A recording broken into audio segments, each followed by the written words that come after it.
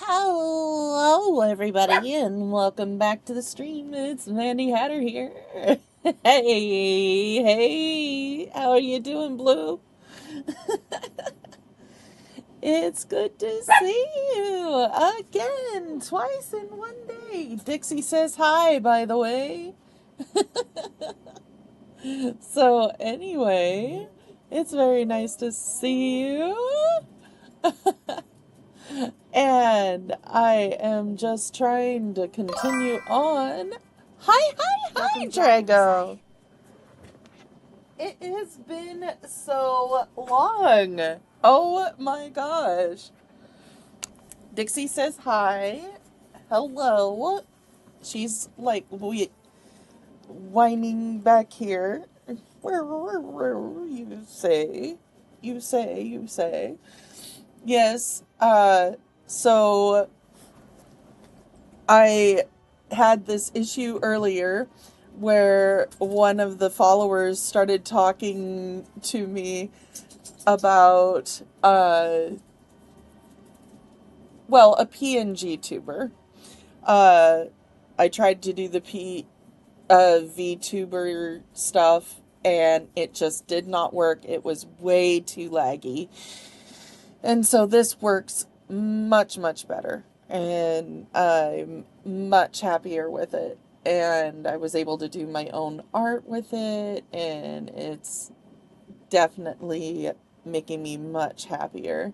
But yeah,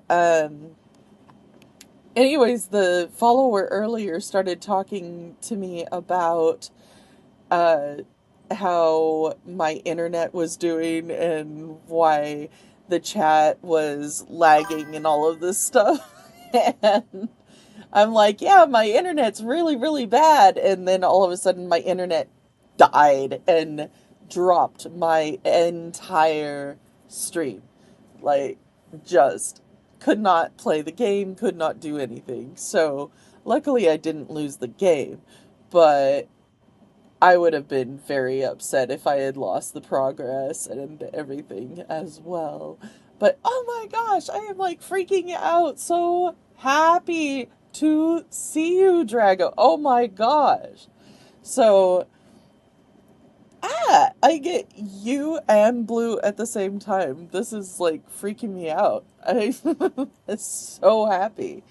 Um, I realized that I was going to try and start doing a scheduled stream tomorrow, and I am having a dentist appointment at the exact moment that I was planning on starting my stream schedule tomorrow. So that stinks. So I guess I won't be starting it until Saturday. But up until then, I will just be doing these little drop-ins trying to make sure that everything's working because I still haven't tested out my art screens that I've set up, and I do want to set those up as well and make sure that the iPad is actually set up and hooked up correctly and all of this. Um, because what I want to start doing and this is sort of a secret. But, anyways, what I want to start doing is I want to start writing my children's books. And something that I used to do with my classes is I would design characters with my classes. And then after I designed the characters and their total personality, then I would create the children's book around that specific character. So what I want to do is during streams, I want to design a character with my stream and do that exactly like I do with my class. So asking, okay, do we want this character to be short? Do we want it to be tall? Do we want it to be chubby? Do we want it to be thin? Do we want it to be happy or sad or spunky or um, snotty or angry or, what descriptors can you come up with as a chat that are kid appropriate that would make a funny character? For example, we ended up with a really tall, really fat gnome that was so hairy that you couldn't even see his eyes, but he was extremely messy. And so, but he loved candy. And so he would store all of his candy in his hair and his beard.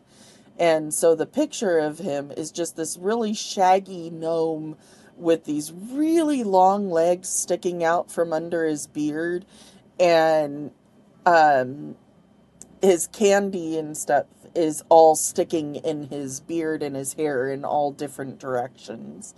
And so, anyways, then I'm going to end up writing a story around that. And anyways, I hope that that's an idea that people actually like. It's something that I'm really passionate about, and I love character design. I love teaching people how to write and how to create characters, and that beginning idea of art and character design and writing is really special to me. And so if I can help inspire people in that way, that would be really awesome. I don't know if that's something that people would be interested in or not, but it's something that I'm really passionate about. So, anyways, I don't know. I haven't even told you about this yet, Blue. What do you think? I'm really interested to hear what you would think about it. I don't know. I'm nervous to hear what you think.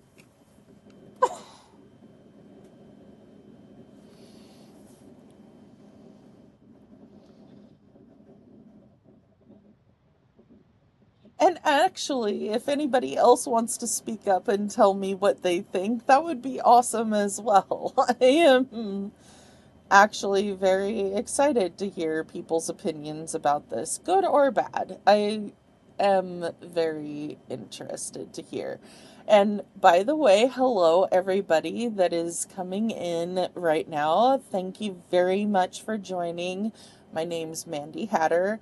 I am an artist, an author, and I just love writing and drawing and playing games. Yeah, like making a story on stream. Actually, the beginning of it would just be making the character on stream, would be the basic goal of it.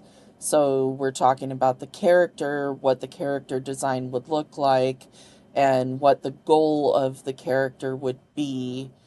And we could come up with the plot of the story. It's a short children's book, like a picture book type thing. But it's something that people could see come to life. And I could eventually draw them out like I have done before with my little animations. And I can um, make YouTube videos of the stories and share them with people. Oh, cool! I'm so glad that you like the idea. Yay! I'm so excited. I'm glad. That makes me very excited. I'm very excited about it. So, yeah, that's something that I'm thinking about doing soon. And, but right now, while I'm getting better from being sick, I am just gaming and getting back into making my computer work. So, let's see. Oh, and you're here too, little wildcat. The four of us back together again. Imagine that. So, Mandy is going to say, "Have you been?" or "I hope this wasn't a rude awakening." I'm just going to say, "How you been?" After we last parted ways, I merged with the land beneath Gurabad to suppress the dark calamity stirring in the depths. It rekindled the flame of vengeance within the Jinn, depriving Gurabad of any hope of peace. I fought against it for a long, long time, until one day, I sensed a change in a foreign land to the west.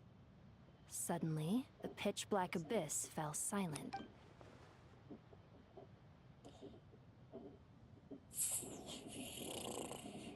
A foreign land to the west? Could she mean Natlan?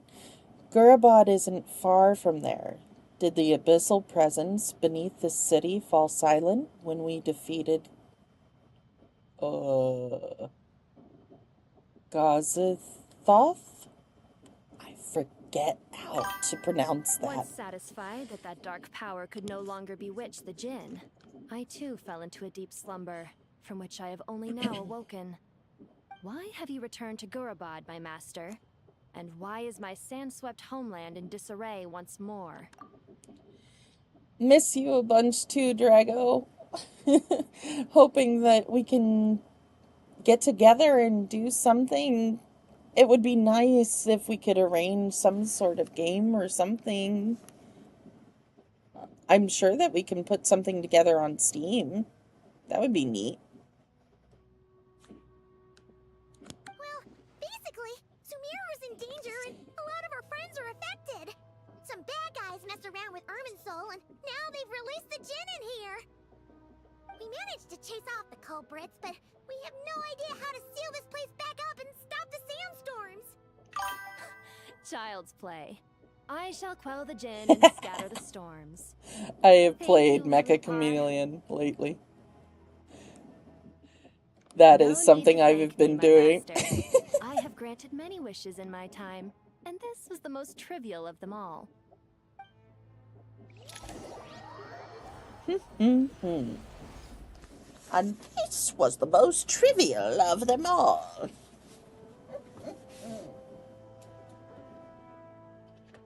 I should have gotten more to drink.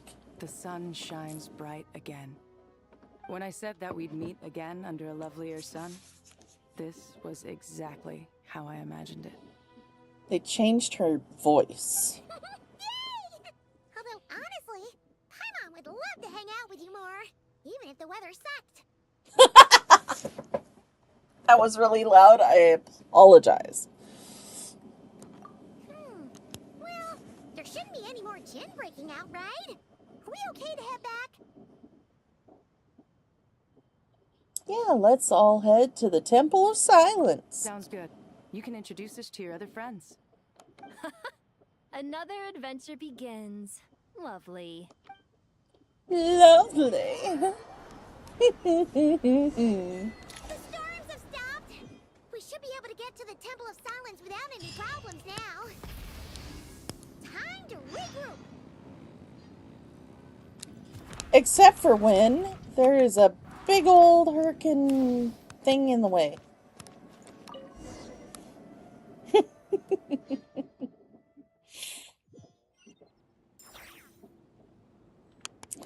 Try Brr. and stop me!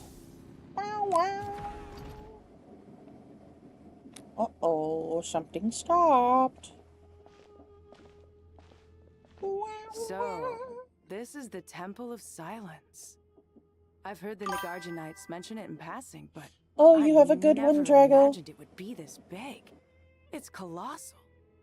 I It was thought the temple very lived nice to to hear rainforest from you. ages ago. When did they scamper back into the desert? I don't know. This plan sounds a little too risky for my liking. Even in King Deshret's day, this was experimental technology. We have no idea what could happen if we activate it. Well, unless you know of another viable alternative for the Akasha terminal, I'm afraid this is our only option. The plan is sound, and the risks are manageable. However, if we are to proceed, we must act quickly. The scale of this project is enormous. Even with Carvey, Faruzan, and every other scholar of mechanics working on it full-time. the proposed modifications won't happen overnight. You're back. Everything all right? And who are they? Friends of yours? Pretty much everyone in the Temple of Silence is. This guy's Kaveh, and the one next to him is Alhaitham. Hello, I'm Jet, and this is Lilupar. Oh, a famous name from the history books. Pleased to meet you. A friend of a friend is a friend of mine, as they say. Who's they? Huh? Do people not say that? Not in the desert. Friends you can trust, but friends of friends? Gotta keep an eye on them. Still, I do trust the Traveler's judgment. I'm sure you're good people. The sandstorms have calmed down. I take it the Gurabod problem is resolved? What did you find? And after getting all smarmy with us, he trapped us there. Luckily, Jet used the mechanism outside to free us, and then we got Lilupar to put a stop to the chaos. Wow. Thanks for being there to help them. So, this mystery man openly admitted that he was merely a Harbinger subordinate. Yeah? Is there something weird about that? I assume you aren't naive enough to expect answers from an enemy. Well deduced. Our commander, Dottore, died in Nordcry.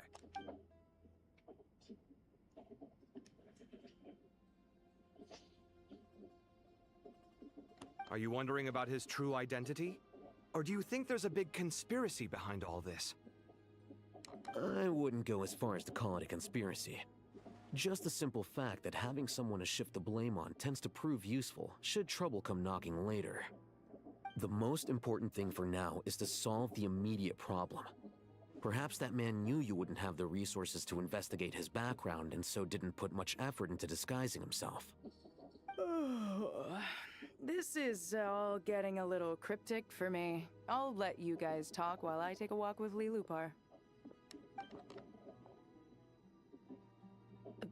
Jet? Aren't you with the Blazing Beasts? What a coincidence. Didn't expect to run into you here. We're mercs. You can run into us anywhere. Who's this with you? So, did you find the solution you were looking for in the Temple of Silence? You bet we did. This place is incredible. It has everything. So far, we've discussed a plan and verified its feasibility. Building a new system from scratch is out of the question. So our only option is to modify the Akasha using certain resources we hope to find in the mausoleum of King Deshret.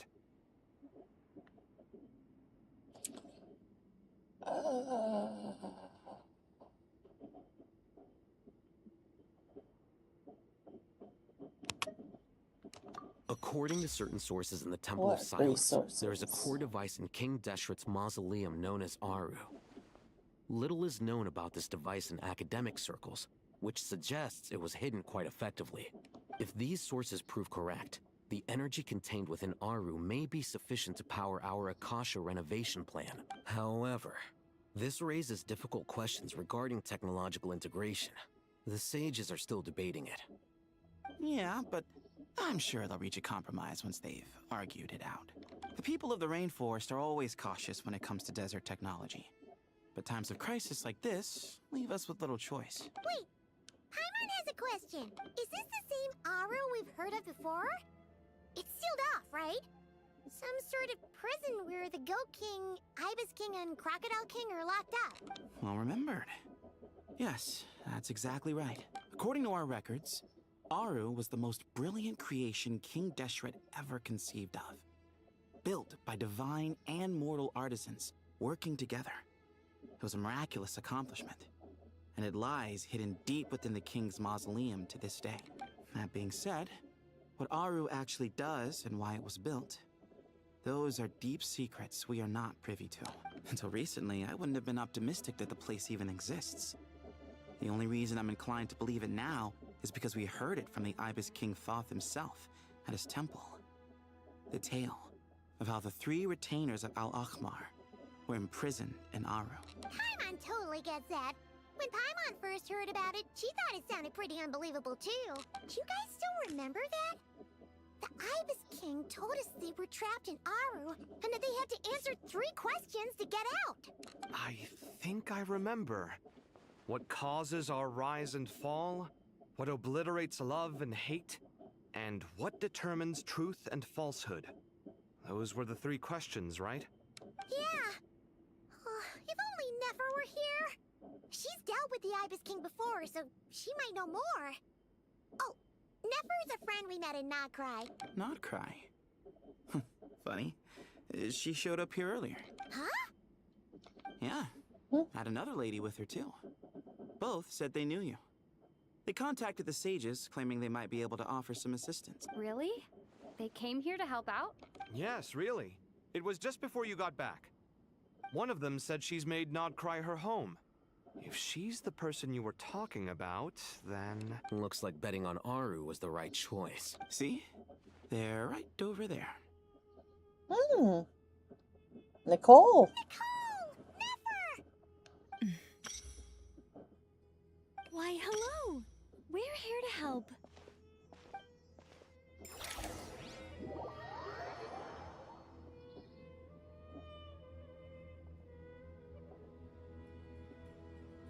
It's a good thing we left early. We almost got locked out. Locked out? What do you mean? Oh, you haven't heard? An invisible barrier has appeared around Sumeru's borders, cutting off all travel in and out. No one can leave and no one can enter. Sumeru has become a lonely island. Are the Fatui behind this too? Actually, no. This has nothing to do with them. I suspect it's a defense mechanism within Irminsul itself. Irminsul is the source of Tevat's ley lines, after all, and Sumeru is the nation closest to it. I imagine this function was put in place to seal the entire region off in the event of serious damage, preventing the disaster from spreading to the rest of Tevat. It may have been implemented long ago. But doesn't that mean that the people here won't be able to escape to other nations if the anomaly keeps spreading? Currently, that does appear to be the case, which is precisely why I am here. This is a critical moment for the world, and Sumeru is the eye of the storm. Paimon's surprised you managed to convince her to come back to Sumeru. Indeed. Even for someone of my wisdom and eloquence, this tested my skills to the limit. And why should it concern me that Sumeru's in trouble? Surely you don't think I still have feelings for that place? Judging by your tone, I suppose you don't. Sounds like you don't know much about my past.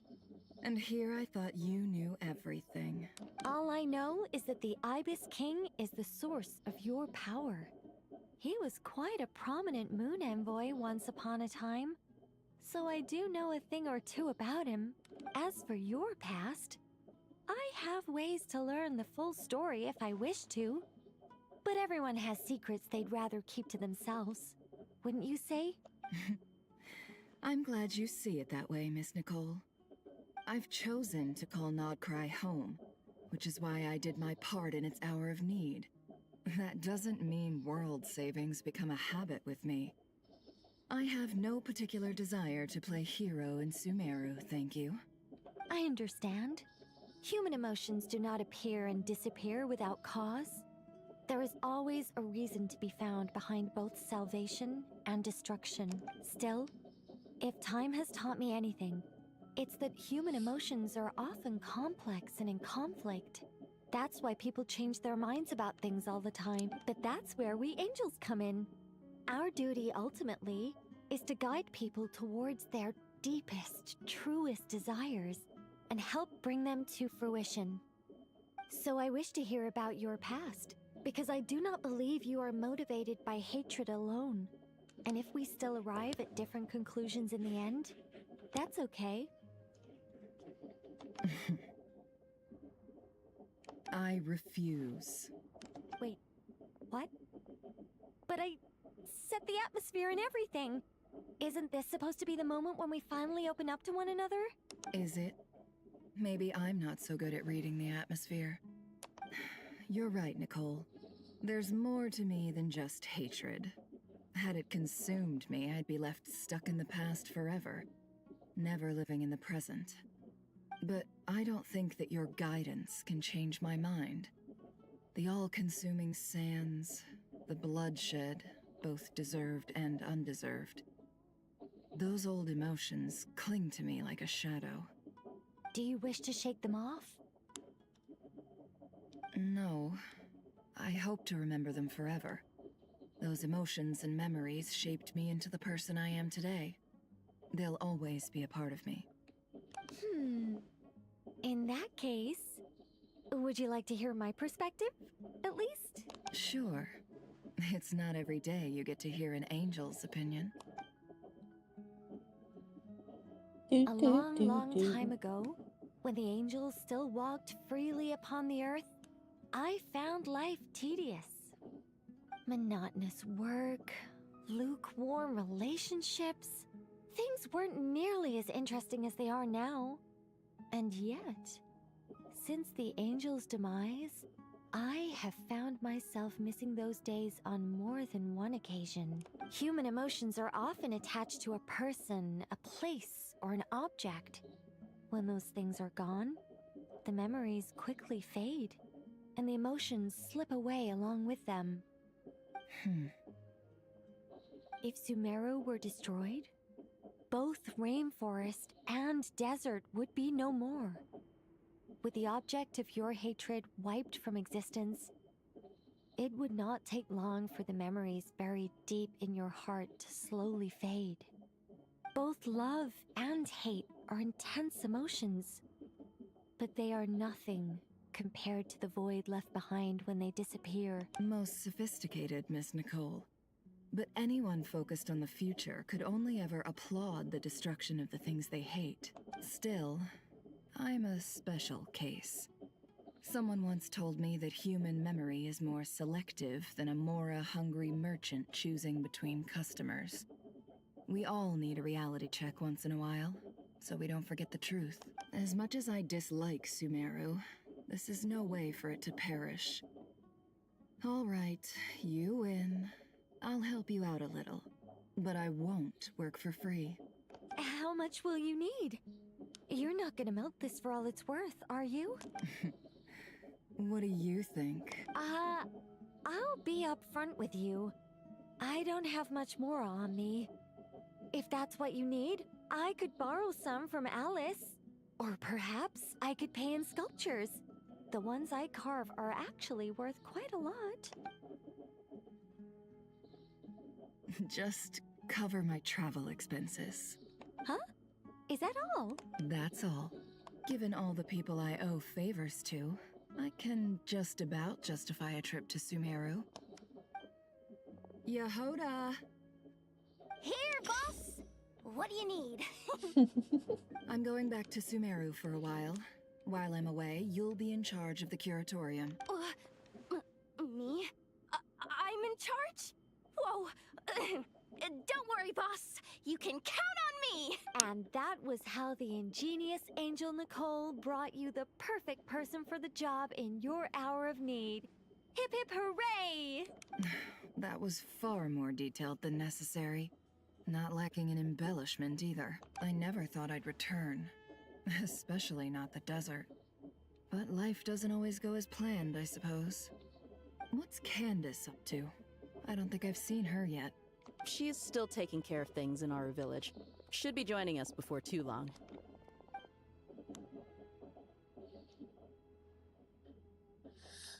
Oh, and sorry. Hope we're not interrupting anything. We have some good news, though. We're planning to go to the mausoleum of King Deshret to look for the legendary Aru, then use it to try and restore the Akasha system. According to records in the Temple of Silence, the mausoleum houses something called Aru's Chute, which can be used to establish connection with Aru. We still have some time before we leave, so there's no rush. By the way, who are these two new faces? Just call me Nefer. I'm based in Nodcry.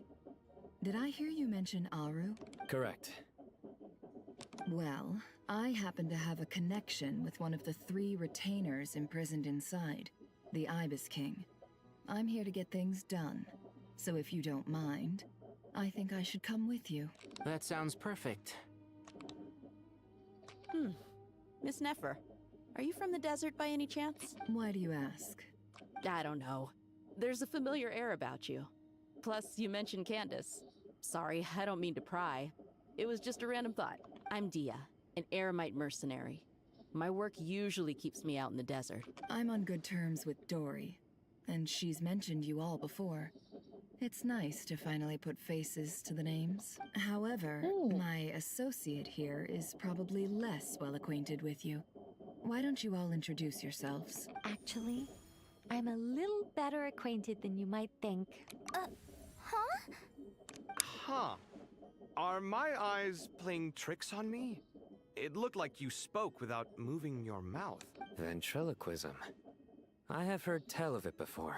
What is it, Kale? It's you. You're the voice who's been speaking in my head, aren't you?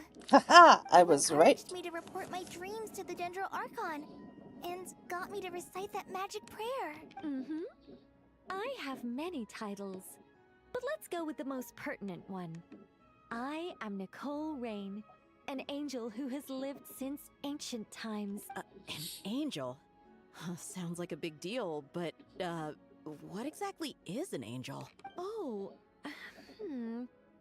Well, we're a rather long-living race of beings. Not gods, technically, but we can still tell you a lot of stories from ancient history. Yep, and she's also an amazing sculptor. You could say she's a real creative type. Well, ma'am, if both the Traveler and Paimon give you rave reviews, you must be pretty impressive. Oh, please don't call me ma'am. I find it so awkward when people get too formal with me. Just relax and be yourselves. No need to be nervous. Miss Nicole, if it's okay, could I ask you a few questions? Yes, you may. I can see your heart is filled with confusion, and you are desperate for answers. I also know which questions you want to ask me. Why did you dream of Sumeru City in disarray? Why did those verses soothe the Jinn only when recited by you? I can guide you to the truth, but it involves a personal secret of yours. I'd prefer to speak with you alone, if possible. Kale? Related to angels, perhaps? I don't know. Let's see. We are going this way? Ish.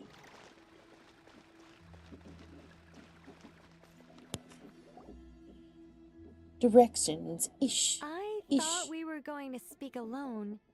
This is a lot more people than I was expecting. What's wrong with it?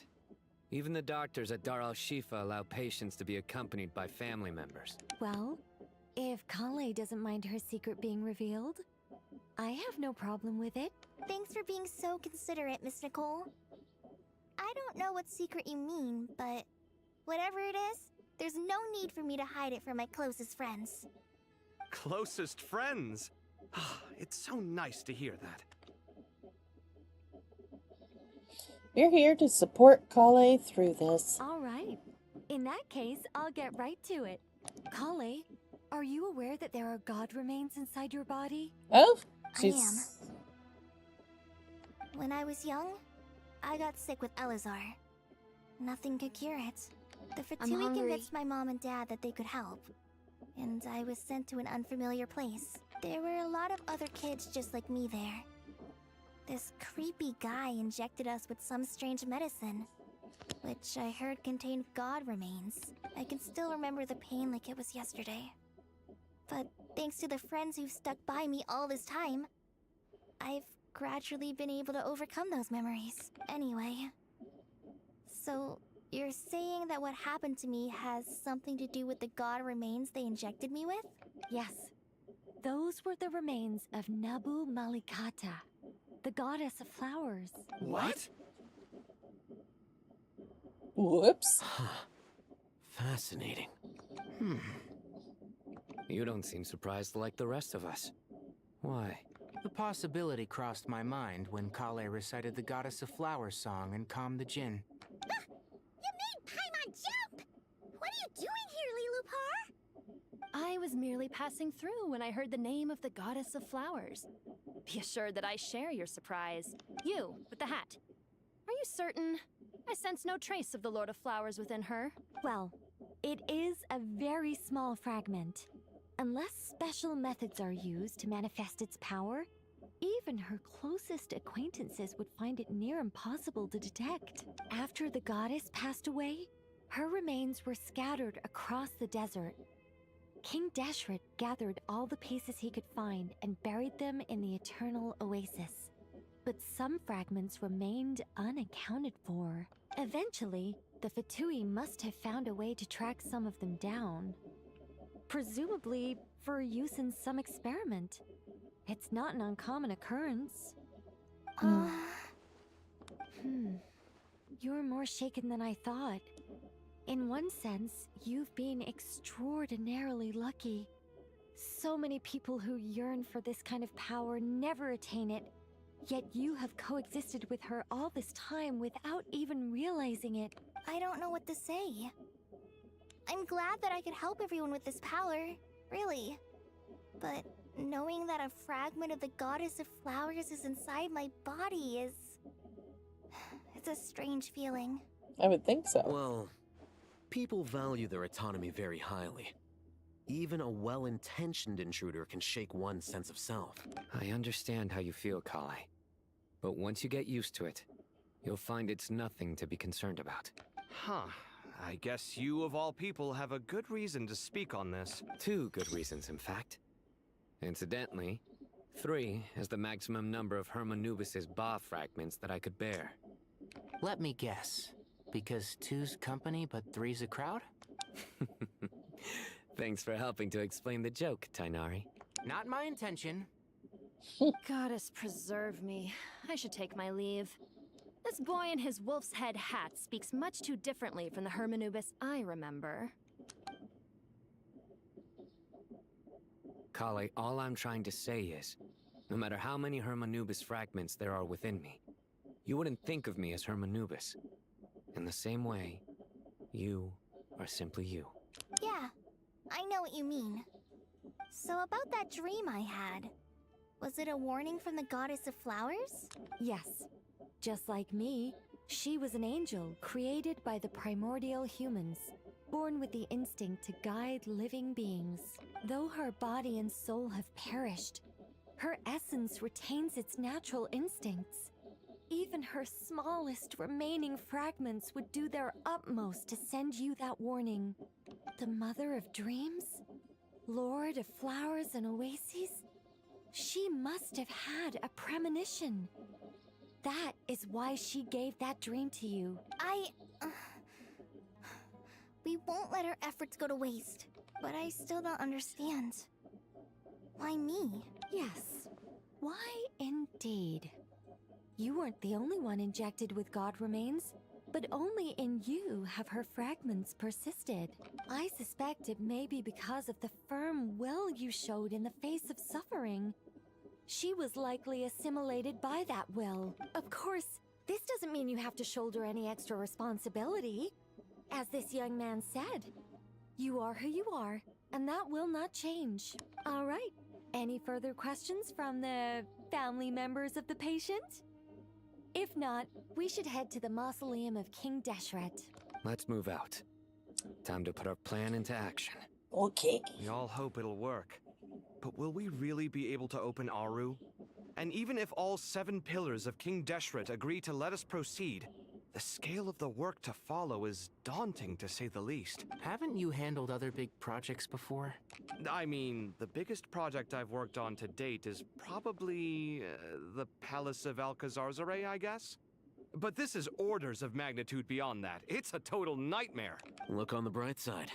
At least this time you're actually here when Sumeru needs you most. You won't have to come asking me for details after the fact. Mock me all you want.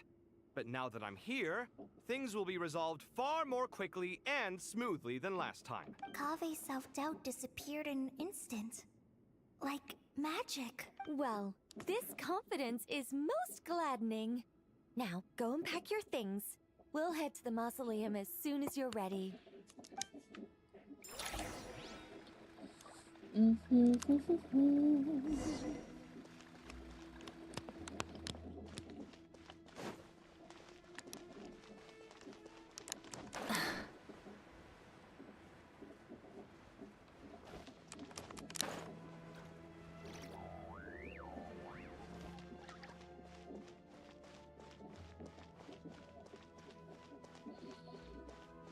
Here we run. Oh, Miss Nicole.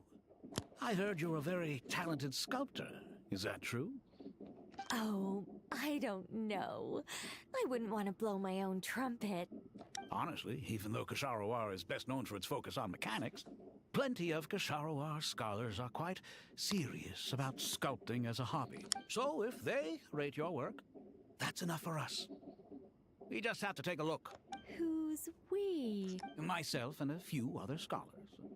Kashi. Nice to meet you. Ganeshvar. I'm Jab Come Jab. take a look. Oh, well...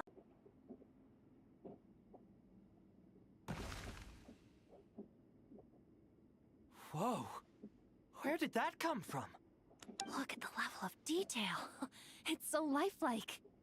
The squirrel descends from the heavens like a champion, and the earth trembles beneath its feet. What do you think? Striking, isn't it? Kaveh? Ah, Kaveh, come here for a sec. Oh, and Madame Faruzan, didn't you used to study in our darshan? Come take a look. All right, but hang on a moment. I have to finish reviewing this proposal first. You called? What is it, youngster? This squirrel statue. Isn't it cute? Oh, a squirrel. I wouldn't say cute per se. The realism is what stands out to me. Were you trying to carve a statue of a hero, young lady? Oh, a hero? I suppose so. Actually, I didn't really have a specific theme in mind. Young lady. I just started working on it, and this is how it turned out. I see. Well, do you tend to read novels about heroes in your spare time? As a matter of fact, I do quite enjoy those. Everyone loves a good tale of daring do, right? Then perhaps this statue represents the heroic tale you long to see deep down inside. Also on the subject of heroism, I feel that if the subject posed with a finger raised towards the heavens, it would lend a greater gravitas to the overall image. I'm sure some would call it cliché or old-fashioned, but not me. I think it would be a perfect fit. It has a certain classical beauty about it. Kaveh! Kaveh! Sorry, Madame Faruzan, I'm a little busy right now. Don't wait up for me. What a pity. That young man has excellent aesthetic tastes. I was hoping to ask him for his opinion. What a genius idea! Why didn't I think of that? Classical beauty is a great direction to explore. That's it. Once I get back, I'm going to sculpt a heroic squirrel pointing its finger towards the sky. Precisely. A declaration of victory. You understand my vision. Then place the two statues face to face. Yes! That's exactly what I was thinking. It'll be a masterpiece. Miss... I'm sorry. I didn't catch your name. Just call me Nicole. Madame Faruzan? Was it? What? Oh, no. That wouldn't be right. Why ever not? Madam is a state of mind cultivated from within. Anyone may call me Madam if they so desire. My dear Miss Nicole, once we make it through these trying times, should we have the pleasure of meeting again, I shall look forward to seeing your new work. In this day of age, it's rare to find people with an appreciation for classical aesthetics. Meeting you was truly a pleasant surprise. Honestly, I feel the same way. It's been a long time since I met anyone interested in this style of statue. Clearly, they don't call you Madam for nothing. Also, I have to say, you're a very good judge of character. Because when I think about it, I really am someone who likes stories about heroes. That must be why I've quietly kept watch over generation after generation of them. Sorry, keeping watch over heroes? What exactly do you do for a living? Oh, never mind that. Let's not tell Madame Faruzan about Miss Nicole's true identity for now. Good idea. Let's limit the conversation to aesthetics.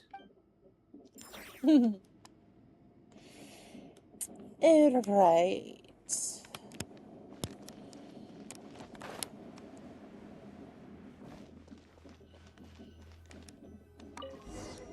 Go to the Hall of Truths. Ding, ding, ding, ding. Go to the Great Hall of Truths. 6 people. Goodness sakes. I hope everyone's ready. We'll be arriving at our destination very shortly. Dun dun dun dun dun. Dun dun dun dun dun dun dun.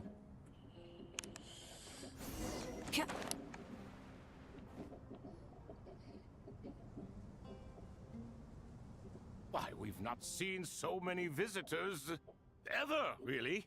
What is this place now, a tourist attraction? Ah, closer inspection reveals many familiar faces. To what do we dusty old fellows owe the honor? Surely you're not just here to chat. You surmise correctly. We are here to carry out a rather enormous project. Ho, enormous, you say? How large, then? Larger than the gaping void in our lives? Why, you've even put a smile on Goatee and Crocco's faces. All this activity is making for quite the special day. I know that laugh. Lilipar? What on earth are you doing here? Oh, this is hilarious. Turns out good things really do come to those who wait.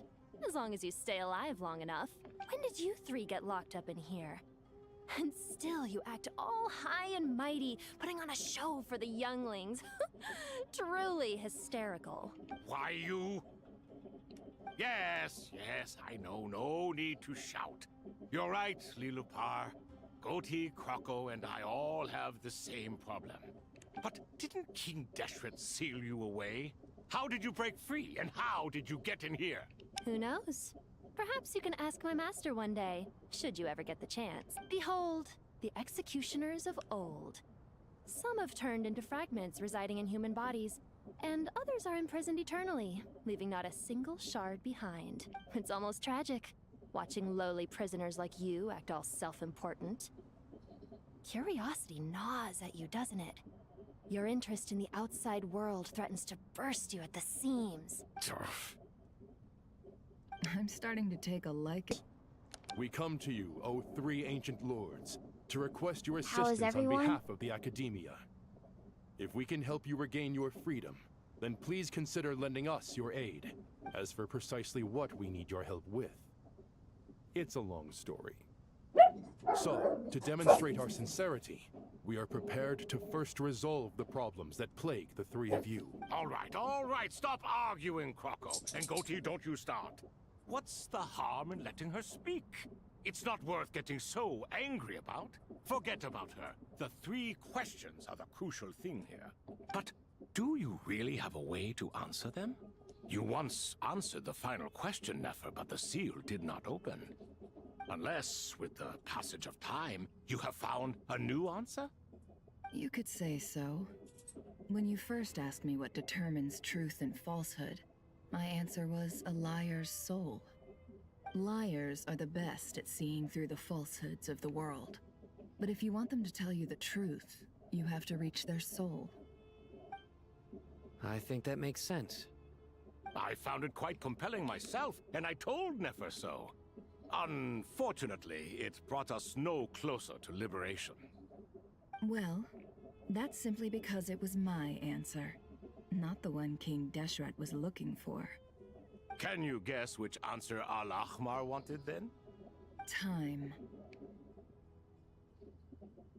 And that's not only the answer to the final question, it's the answer to all 3 of them. All things wax and wane with the passage of time.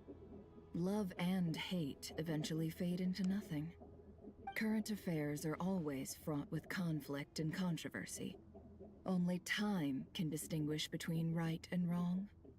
You once described King Deshret as a proud man.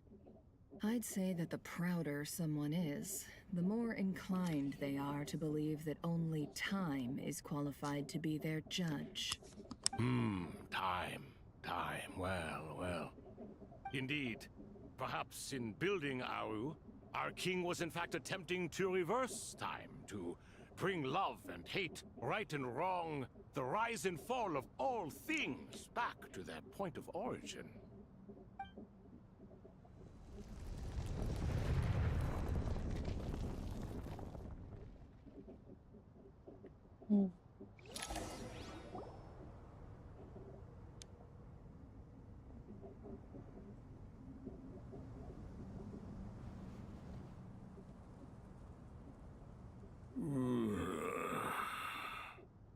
This is the most eventful day I have experienced in a long time. You have my sincere gratitude. Are those 3 of the 7 pillars? Turns out the statues were quite faithful to the source. You 3 seem to be in good spirits. Prison can help a person grow and learn to cherish what they have. Nevertheless, after everything you've done for me, I sincerely hope you never have to experience it for yourself. Hello, Nefer. It's good to see you, Thoth the Ibis King. Nice. Definitely puts my mind at ease, seeing you 2 getting along so well. Should we maybe introduce ourselves, or... Sure.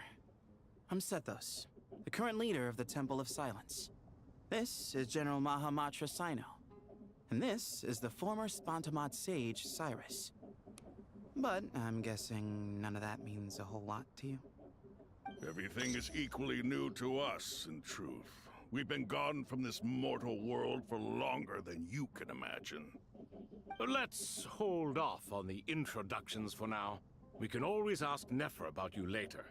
It'll give me something to talk about with my chosen disciple. You're like a helpless parent. Gods and people of yore are not necessarily welcome in today's world.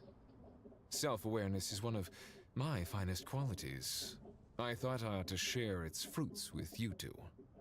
Is that so? Well, I think we'll take it in stride, just as we did with the 3 questions. Let's not forget, it was my persistence that won you both your freedom. Fair point. I have to applaud your persistence. And I must praise you for your wisdom. Now, state your wishes, young ones. I'm sorry? Why, your tremendous accomplishments deserve a reward, do they not? You must let us do something for you in return. General Mahamatra, what do you think? I won't beat around the bush. Sumeru is facing a crisis the likes of which have never been seen before. And we need your help. Sino and Novice. Every calamity throughout the ages has been connected to us in one way or another, whether we were its cause or consequence. Whatever is wrong with Irminsul, it severely affected the Dendro Archon. She fell into a coma and is currently receiving treatment from the Dendro Dragon. The Dendro Dragon? I'm sorry, the Dendro Dragon is helping to heal the Dendro Archon? Not a pep, surely. Not vicious, cruel a pep who possesses no virtues aside from her basic instincts. Ah, good heavens. I shudder to think what could have caused Lesser Lord Kusanali to suffer such a plight. Still, why would the Dendro Dragon lend you her aid? She has always held nothing but contempt for the Archons. I suppose she and Kusanali must have some history. You can help us make history too. A smooth talker. Well said, lad. Currently, no one can connect to Irminsul. We hope that by opening up Aru and making some modifications to it, we can use its technology to our advantage. Unfortunately, Aru is an imperfect creation. King Deshret never managed to realize his full vision before his death. Much remains to be done if it is to be pitted against Irminsul itself. Besides, I hear your reasons, but to give Aru up over such would be...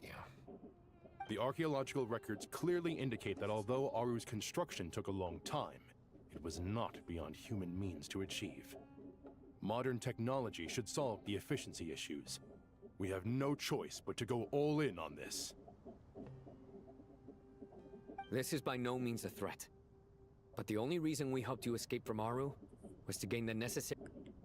Each one of us here needs your help, as do all the thousands of people living in Sumeru. They need you, and they need Aru. What do we think, my fellow old fogies? Shall we lend our Old support fogies. or not? Since you ask so nicely, naturally. Naturally what? Are you for or against? I simply mean we shall do what comes naturally. You claim that you wish to open Aru. Know you then that the golden slumber created by King Deshret is preserved within? We do. We understand the risks involved. In all likelihood, the mortal world will never again be able to replicate King Deshret's work. Never will there be another chance to come so close to creating a utopia. Knowing this, are you sure of your decision? We are sure. Before people can dream, they must first live. If your minds are made up, very well. We shall summon our erstwhile colleagues to discuss this further. Saint Shezepank, Saint Bennu, once you surrendered to silence and were buried with King Deshret. But now, we invoke the right to awaken you with our voices.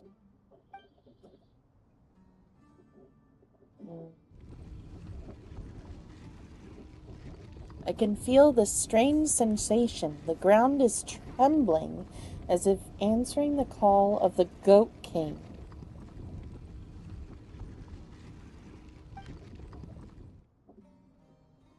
Saint Bennu, responding to your call. 3 kings detected. Initiating autonomous will. Saint Shezbank, responding to your call. 3 kings detected. Initiating autonomous will. Ah, Lord Herreshoff. What a long time it has been. I trust you are keeping well. Then your trust in my well-being has long outlived your physical body. You have always opened with that same phrase, in life, death, and now even beyond. Al-Akmar is long gone. What is the reason for this meeting? You're awake? Good. We are voting on whether to give the people of present-day Sumeru access to Aru and permit them to perform technological renovations.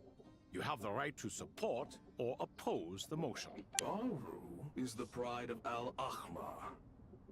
Opening Aru requires the unanimous consent of the 7 pillars. I hope you have a convincing reason to present to us. Sumeru is currently in the midst of a major calamity. Let us not forget that while Al-Akmar was a stern ruler, he was also a teacher of wisdom. A god without his people shall cease to exist, and King Deshret's greatest wish was to provide protection for his people. Let us then honor our God King's wishes as we consider our decision.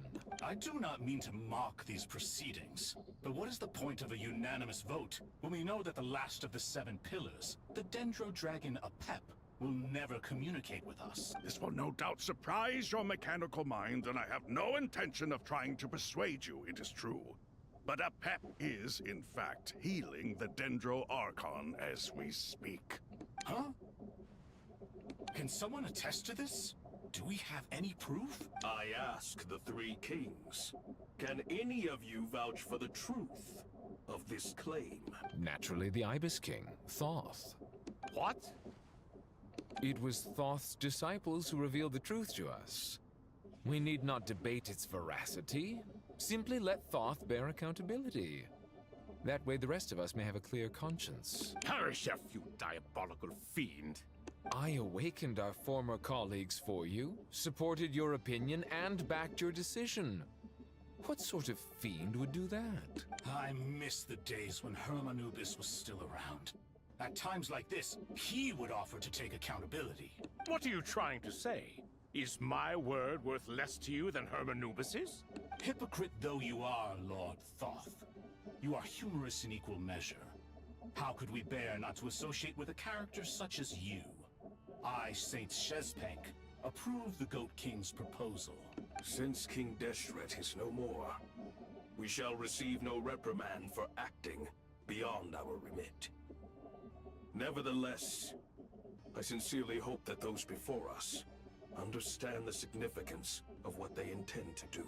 Remember, the moment that Aru is liberated, the myriad souls residing within the Golden Slumber will return to the ley lines. And once the ley lines flow again, these souls shall in turn be received by Irminsul. To take this step is to bring the perfect afterlife created by our king to a permanent end. We understand that well, and we have decided to proceed regardless. Furthermore, the contemporary human perspective would contend that confining souls in this way is no act of benevolence. The deceased have a right to rest in peace. King Deshret's creation is clearly a place of rest and peace. It is just that many do not see it this way. But no matter. Saint Binu approves. Hermanubis' representative and the Dendro Dragon Apep made their choice ahead of time, while the Goat King, Ibis King, and Crocodile King have also granted permission to liberate Aru. By the grace of His Majesty, guided by his wisdom and will, let the gates of Aru be reopened.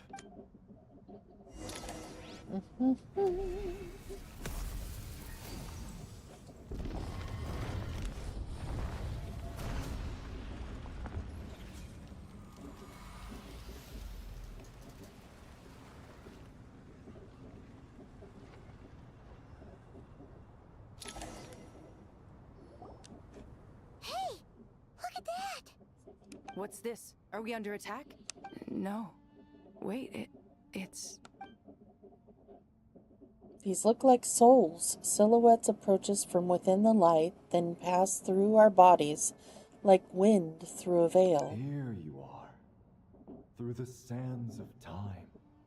I see you. It's Jet's dad. Father. Father, is it really you? It's Jet's father, Jibriel! That's right! He entered the Golden Slumber, didn't he? I smell blood and sand on you. You've grown. Strong as a wild beast, and without shedding a tear. You have to leave, don't you? Please, just answer me this. What should I do for you? This meeting is a blessing from the gods.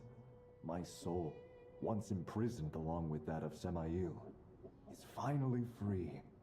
I am truly grateful for the chance to see you again. That the dead should meet the living is itself a miracle. One brief, precious moment is enough. Enough to set my heart at ease. Do not weep for me, Jet. I know you will accomplish many great things in your life. You will go further and climb higher than I ever did. All I ask is that you take good care of yourself.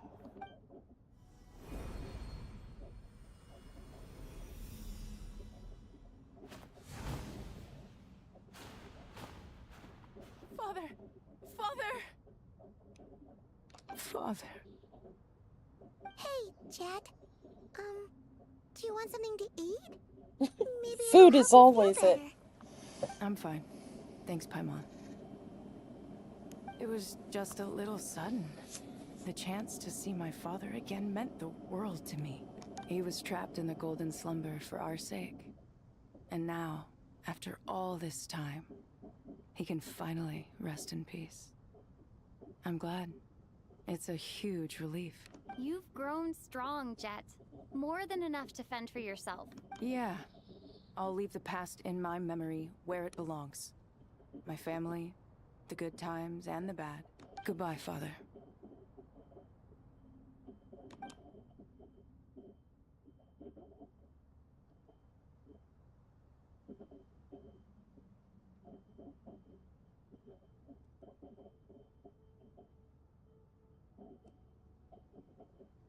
Ah, me, what a touching reunion that was. It seems we did a good deed today. We three retainers, once imprisoned for our iniquity, are surely the least qualified to judge whether this deed is good or bad. Either way, Aru is open. Now you have your opportunity, and with it, whatever trouble may ensue. Although Aru was created by a god, human craftsmanship was nevertheless required to build the gate that connects it to this world. Perhaps the relationship between gods and humanity follows a similar principle. As for your proposed renovations, we cannot determine which functions to keep or discard. Proceed as you see fit, but please entrust the task to your most accomplished scholars, or Bennu will be most displeased. It matters not. The Ibis King shall be accountable if any problems arise. Ibis? You chose to take on disciples, and so it follows that you must accept the risks of associating with humans. If I'd known you'd be like this, I would have locked all of you away in Aru, never to leave again for all eternity. All of us? What does this have to do with me? Vilify me no further. Scholars, since you have liberated Aru, allow me to present you with a gift. Using Aru's power, we shall install a defense mechanism at our king's mausoleum. You must be guarded even against Irminsul itself. This shall afford you some convenience, unseen and unheard. From this moment forth, none may by sight or hearing perceive anything said or done within the mausoleum. Amazing. And all this is achieved just with the power of Aru? With technology from the heavens, the possibilities are endless. Just because King Deshret did not use it for this purpose, does not mean that it cannot be done. So, marvel away. This is the reward you have earned. All right. Well, that resolves the issue of confidentiality. What about the technical side? Do we have the manpower? Why, yes. I've already contacted them. They'll be here soon. As all falls to emptiness. Quest completed. Ding, ding, ding, ding, ding. Ancient shadows remerge. Quest completed. Darkness looming. Wait for the researchers to arrive. Blah, blah, blah. Splish splash, I was taking a bath. Wait for a while.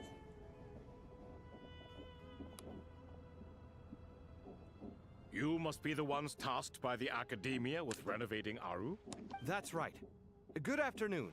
I'm Kaveh, and these two are Termezi and Naisaburi. Hey, I'll hate them. Come and introduce yourself. We've met before. This is Thoth, the Ibis King, and everyone knows these two. Afternoon, gentlemen.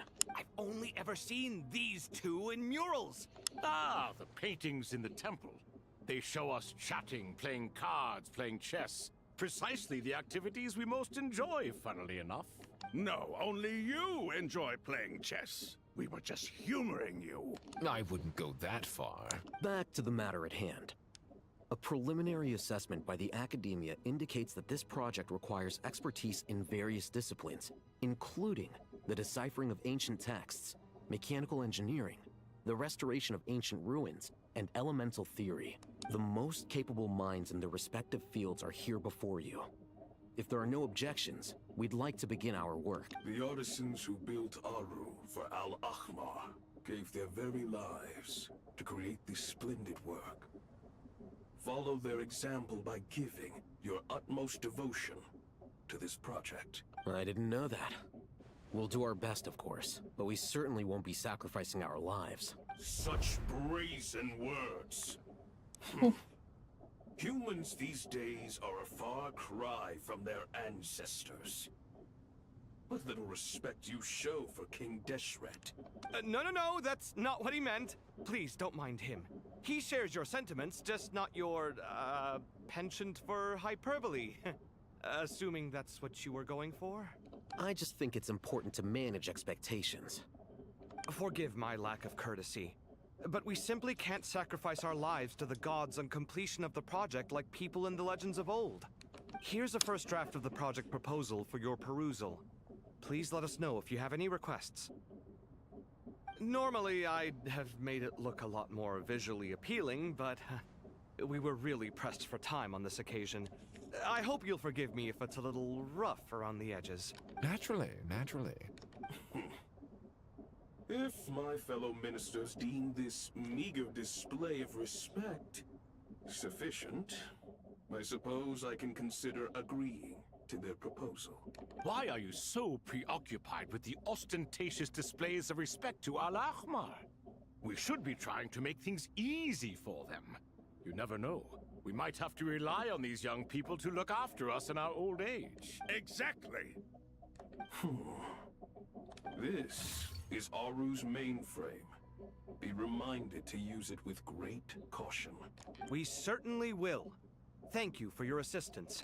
You may attempt to lay out punishment should you so desire, though I'm afraid it would be futile. You and I both know that certain components of Aru can only be operated by humans. King Deshret always believed in humanity. Still, the reason that Aru's modules are designed that way is not so much because he trusted them, but more because he was wary of you. Is that true? No wonder human artisans helped to build Aru then. He actually required human assistance to create his greatest work. Naturally. Have you noticed that the Goat King keeps giving superficial responses? It's like he's just going through the motions and leaving the real debate to his colleagues. He understands the art of perfunctory speech. That's what earned him his position as the Minister of Ministers. It seems the rumors about King Deshret being a poor judge of character are baseless after all. Excuse me for being blunt, but it sounds suspiciously like you're putting yourself on a pedestal and mocking me. You're mistaken. And while there's nothing strictly wrong with making every conversation about yourself, it's not exactly a positive tendency either. You? Whatever. I knew it'd be like this working with you. All right, let me past. I need to look at this console. It's your job to activate it after all. Everyone, please proceed with the external checks and preparations as per the procedures outlined in the engineering plan. Nice to meet you. I'm Jab Jab.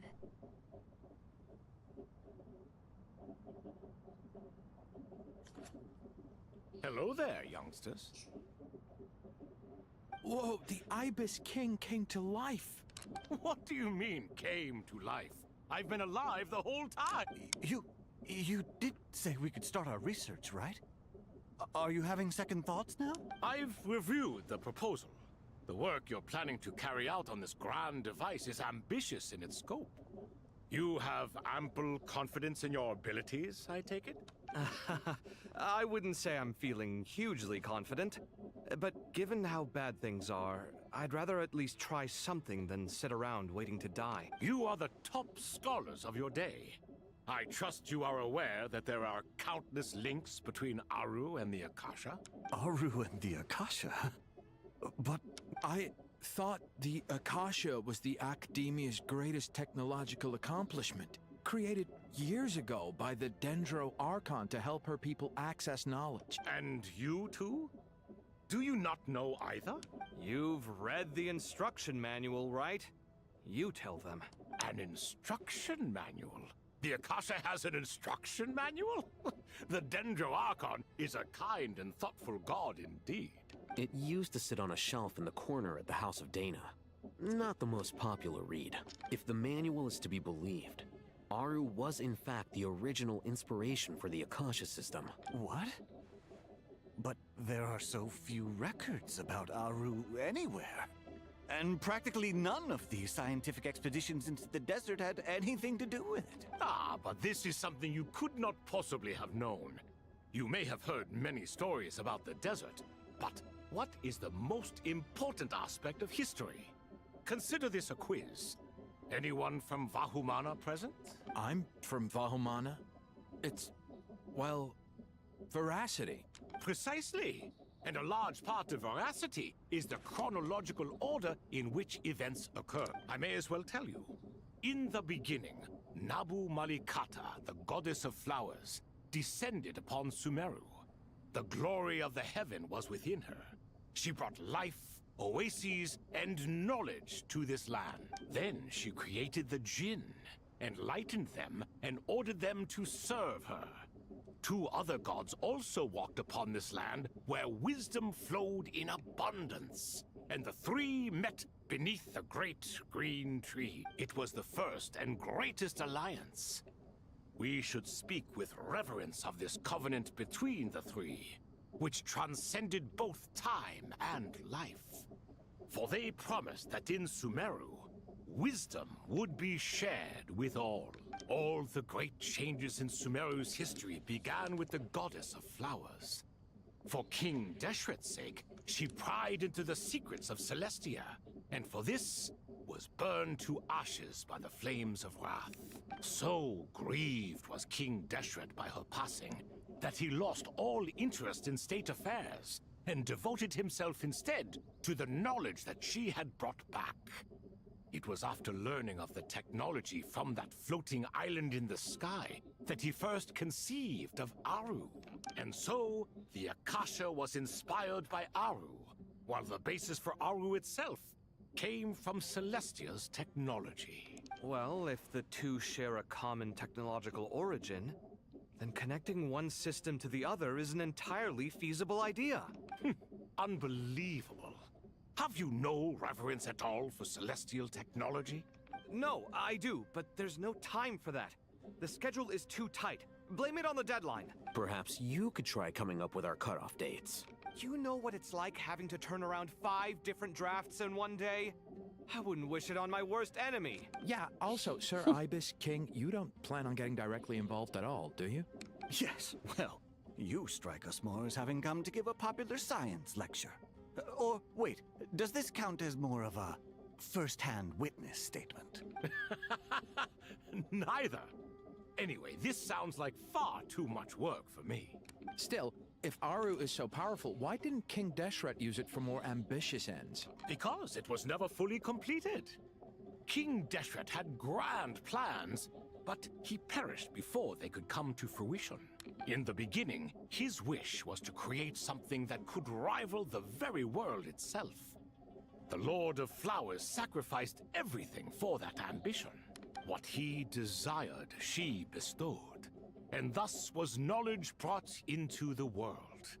Her courage and sacrifice had to be honored with the most splendid of monuments, or King Deshret would surely have deemed it a grave injustice. And that monument, built from knowledge and technology, etched with a sacrificial and courageous love, even in its unfinished form, it deserves to be treasured. At that time, King Deshret said the following to the Lord of Dendro: "Since we share an eternal covenant, I shall never be your enemy. Hence, the fruits of wisdom from the heavens is not to be devoured. Remember, it is not that I lack the power to become the enemy of wisdom. Yet you and she have taught me much and shown me kindness. For this, I cherish you both." In the end, Aru was only used to store a portion of the souls. It was but a primitive form of the masterwork the king had envisaged. His final hope for Aru was to return to the past, when she yet lived. So the point you're making is, King Deshret was both powerful and ambitious, and he only ceased his imperious ways out of affection for the Goddess of Flowers and the Dendro Archon. You could see this as an act of mercy, but you could also see it as the sentiments that lay between these 3 gods placing constraints on him. This was, after all, the foundation of the alliance between them. This explains why Aru was both a prison and a monument. and why the answer to the 3 questions was time. You have to be careful who you get involved with, or you invite all manner of misfortune. This is as true for gods as it is for humans. Love is the story here for now. Seeing as you've been so diligent, I'll offer a little help. Who's in charge again? Is it you two? Ah, yes, me and him. Now then, close your eyes. Wisdom hides in the space between the tangible and the intangible. It is to convey the incommunicable through the simplest of medium. By the power of King Deshret, I shall grant you a glimpse into the unseen secrets that lie at the threshold of existence.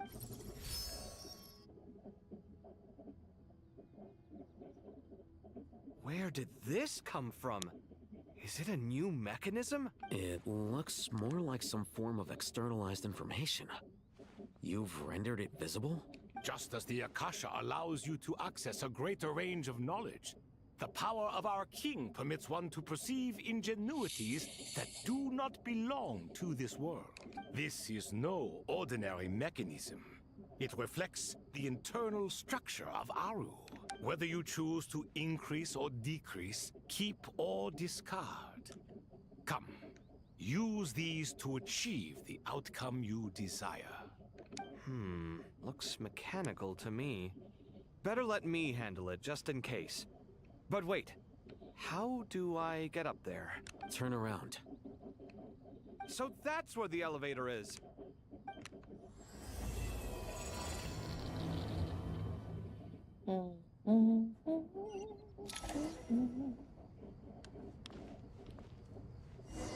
Okay, so...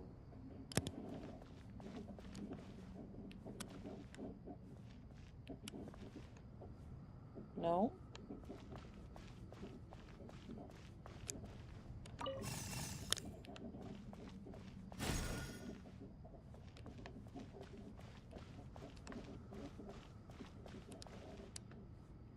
Still no?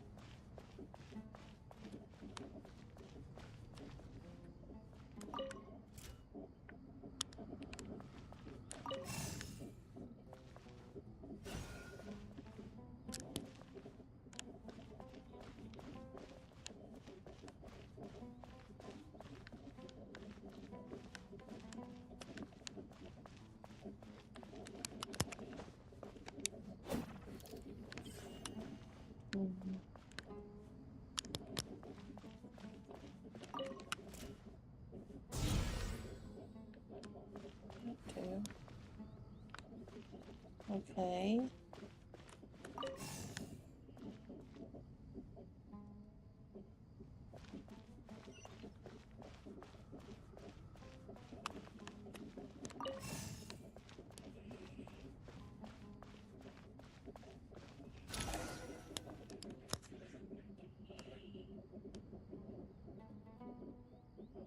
Obelisks were used to record important information in the ancient desert civilization.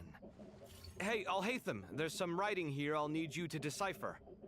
I've sent it to your screen. Do you see it? Got it. It's a little blurry, but I should manage. Take a look and tell me what it says. Oh, and I'll send any other similar text directly to you from now on. Let's start with this one. It's a variant of an older script. Herein lie verses written for the Yellow Sands. Looks like cultural information from the age of King Deshret. If so, I suggest you delete it.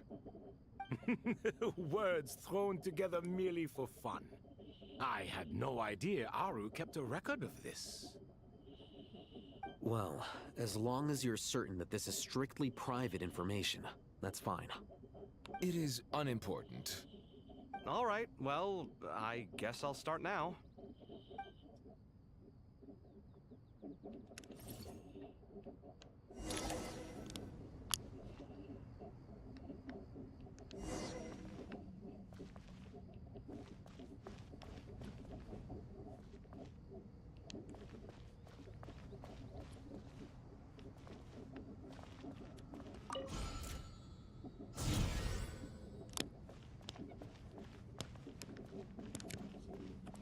Okay.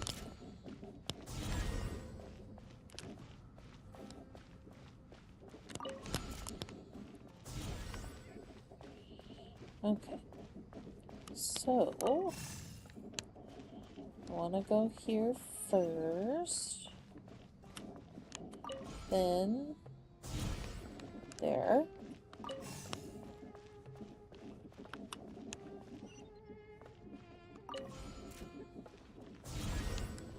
Then,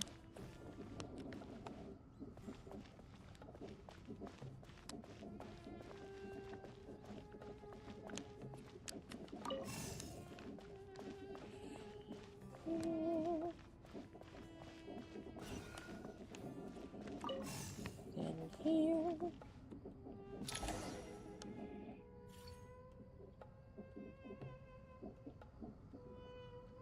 Found some more. Sending them over to you now. These are all reports about the Gurabad conflict. Can we delete them? I'd say so. Most of this information has already been archived anyway. What if there are details in there that Vahumana missed? What are we supposed to do if they come after us in the future? They'll just have to live with it.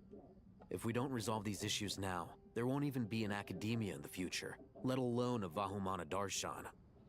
Yeah, you're right. Okay, done.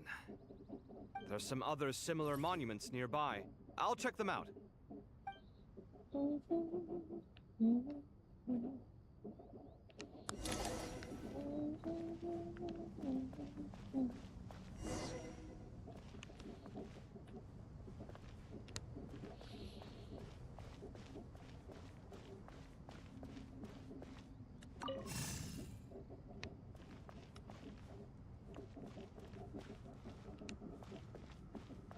Nope.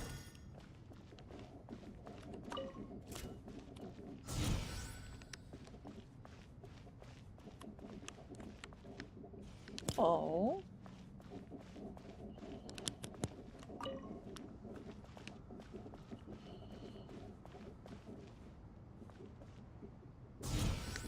There we go. And does that work? No.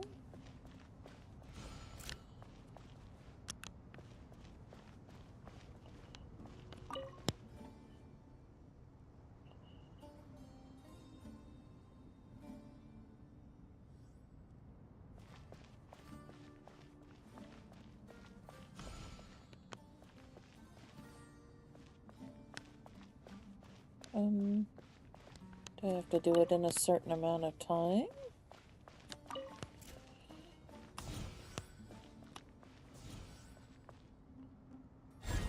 There we go.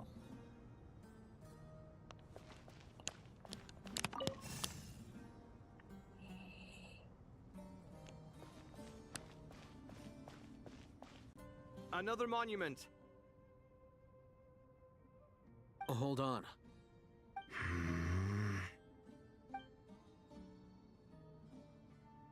You're still reading it? How long is it? It records the development and governance of the Oasis civilization. Most of it concerns the Jinn, but it also contains records left by the artisans who built Aru. Is it important? Some of it. There was no way for me to read the whole thing in its entirety, so I had to rely on my intuition to pick the parts worth keeping. What about the artisans' records? What do they mention? They're speculations, mostly. For instance, they were wondering how to protect themselves if King Deshret decided to silence them after the construction of Aru was complete. Sounds like pure mythology to me. Surely that kind of thing didn't really happen. The records do emphasize that this was merely their conjecture based on various myths.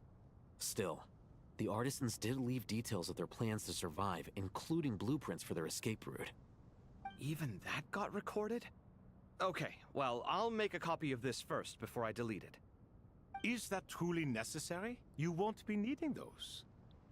No, the blueprints are important. I want to keep them as a memento.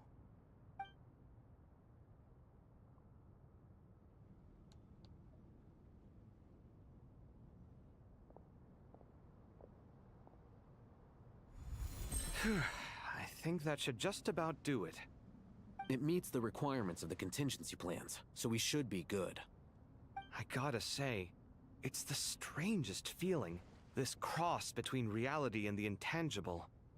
It's like drifting between life and death, or in and out of a dream, using my own hands to manipulate illusions that are forever out of reach. Chasing dreams in the most literal sense. Definitely a novel experience. What happens if my spirit just floats away? That won't happen. Anyway, I wouldn't celebrate just yet if I were you. There's likely to be a phase 2 of this project. All right. I'd better keep my wits about me then.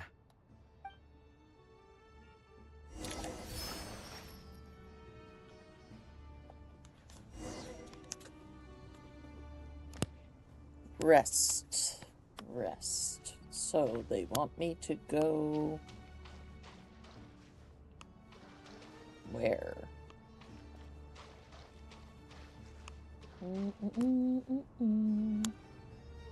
There.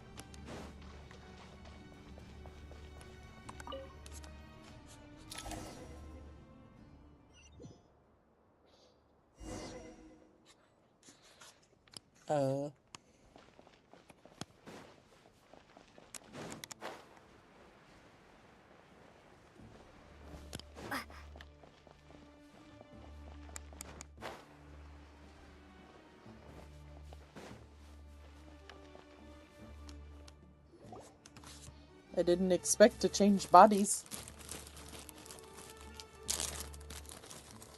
Traveler from afar, do you worry for the fate of Sumeru as well? Whoa! It's Sobek the Crocodile King! Greetings, Crocodile King. Please be at ease. I'm just here to chat with you about Lesser Lord Kusanali. Sounds like you really care about her. Yes, although to be exact, it is a mixture of both concern and curiosity that I feel. Speaking of Nihida, Paimon was wondering how she's doing. Wait a moment.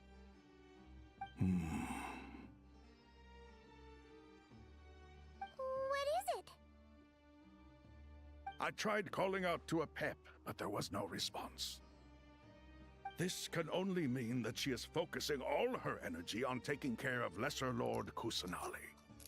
All the gods who served King Deshret seemed super surprised to hear that a pep agreed to help Nihida. Guessing she made a bad impression on you or something. Are you aware of the history between her and our king?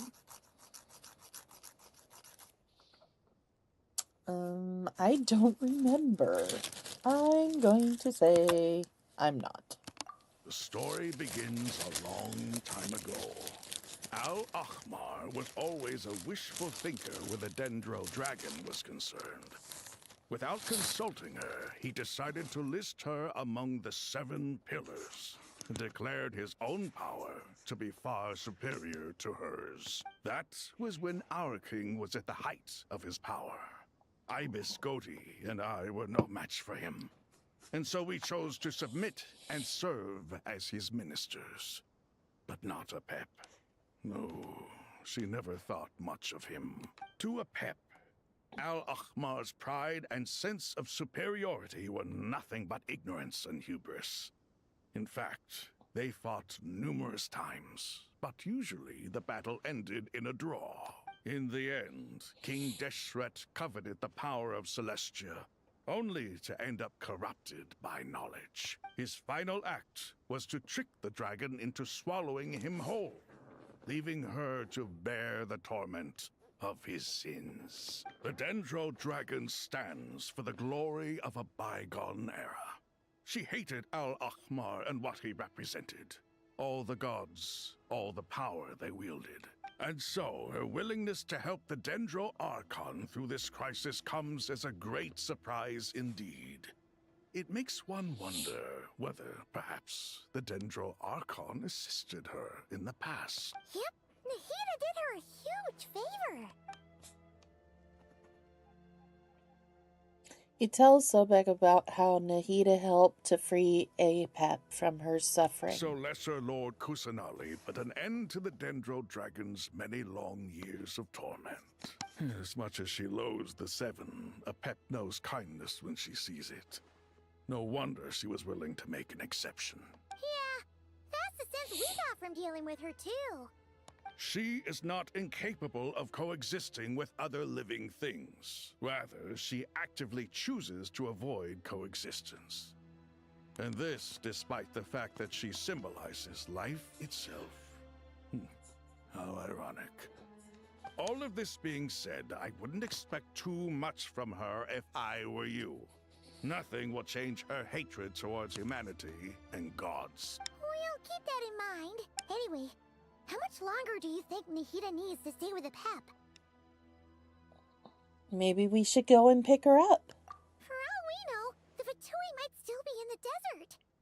Just to be on the safe side, why don't we grab anyone who isn't busy right now and go look for her? I'm alright, Paimon. Huh? Oh, Nahida's voice. It seems the treatment was effective. Since when do my deeds require your evaluation?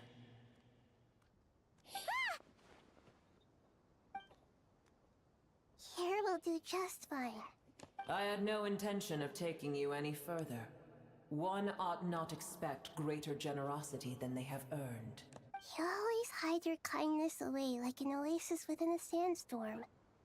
Only those who make it through the swirling winds can know just how beautiful that oasis is, and how much hope it brings. You dare appraise my being? No, I'm expressing my gratitude. I want to thank you for sharing your precious life force with me.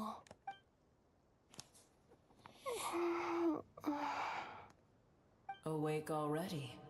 You are more resilient than I thought. Pep. I feel much better. Thank you. Gods and their gratitude mean little to me. I would rather you give me your assurance that the situation with Irminsul and Sumeru's ley lines will be competently managed. If I suffer any ill effects from the ley lines, you, as the god of this land, will be held responsible. And you would not enjoy being held to account by me.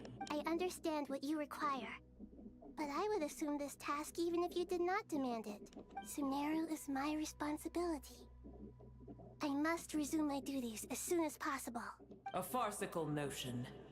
God of Sumeru, I hope you realize how hungry. extraordinary your strength is.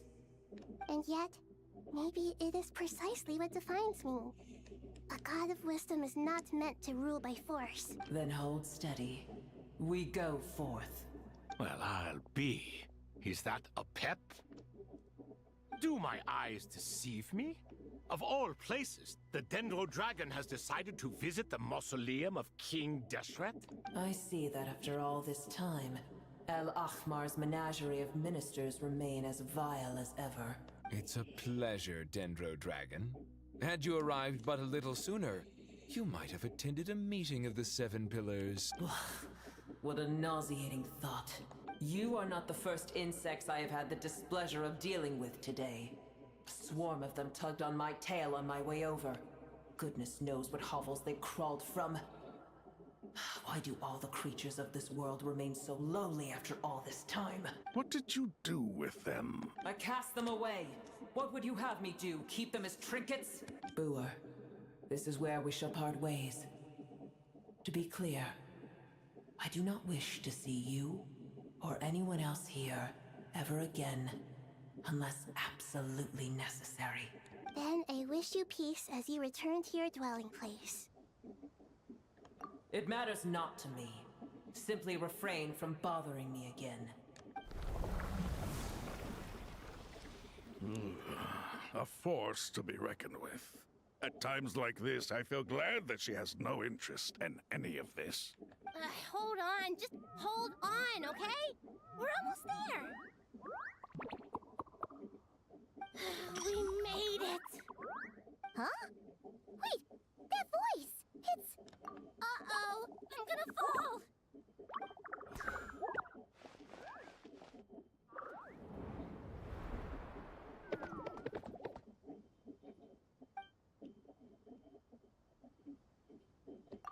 Well, that's a relief. A pair of safe hands indeed. The Dendro Archon's familiars. They are the last thing I expected to see here. Huh? Wait, what are the Aranara doing here? Don't you guys hate the desert? Obviously I was worried about the Dendro Archon. I've been supporting them with my Pari powers the whole way here. Oh, you seem pretty nervous. Is it because there are too many people around? Not just people. It's all these non-human beings, too. It's hard on them. I can't believe you made such a long and dangerous journey just for my sake. I appreciate your support so much. Thank you all. I'll have to ask everyone to wait while I help our new arrival settle in. Once I'm done, I'll gather everyone to discuss our next steps. Traveler, Paimon, shall we find a place for our friends to stay? Awesome! Let's go! Well, first I have some questions. You answer Nahida's questions, bringing her up to speed on everything that has happened. Okay, I think that covers everything. Thank you. We can get going now.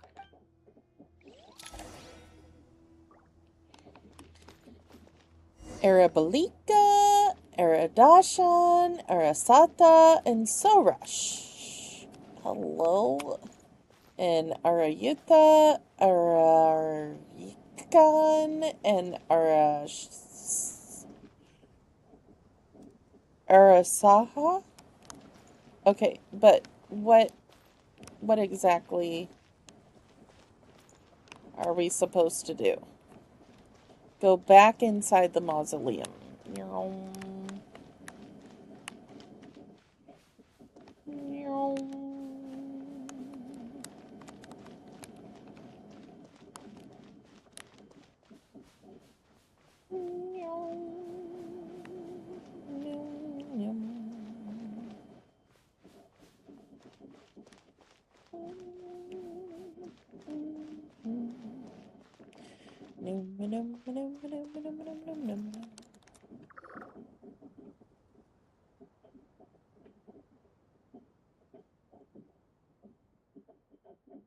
Aeropause. What? Big dendro dragon threw us across the sky. So scary, and so many Nara here.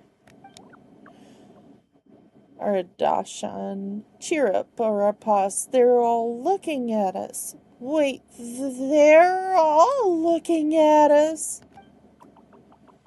Arayikan. Surely all those Nara can't see us. Nara are always so busy walking here and there. Hide! Hide! Don't let the Nara catch us. They can have the pot. But wait. No, the Nara can't take the pot. My sister and I have to look after it. The Nara are coming. Hello, everyone. It's only us. Oh, Lord of Dendro, Nara, Mandy, and White Floaty. Lord of Dendro, Nara, Mandy, Paimon, it's been a long time. It must be very tough for you coming all the way out here. Especially since you don't like the Veluca. Is everyone back in Vanarana doing well?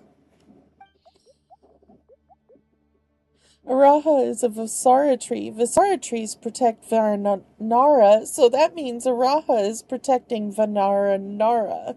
Or blah blah blah blah blah blah. Don't worry, everyone who stayed behind will do their best to protect their home, and we'll all do our part too.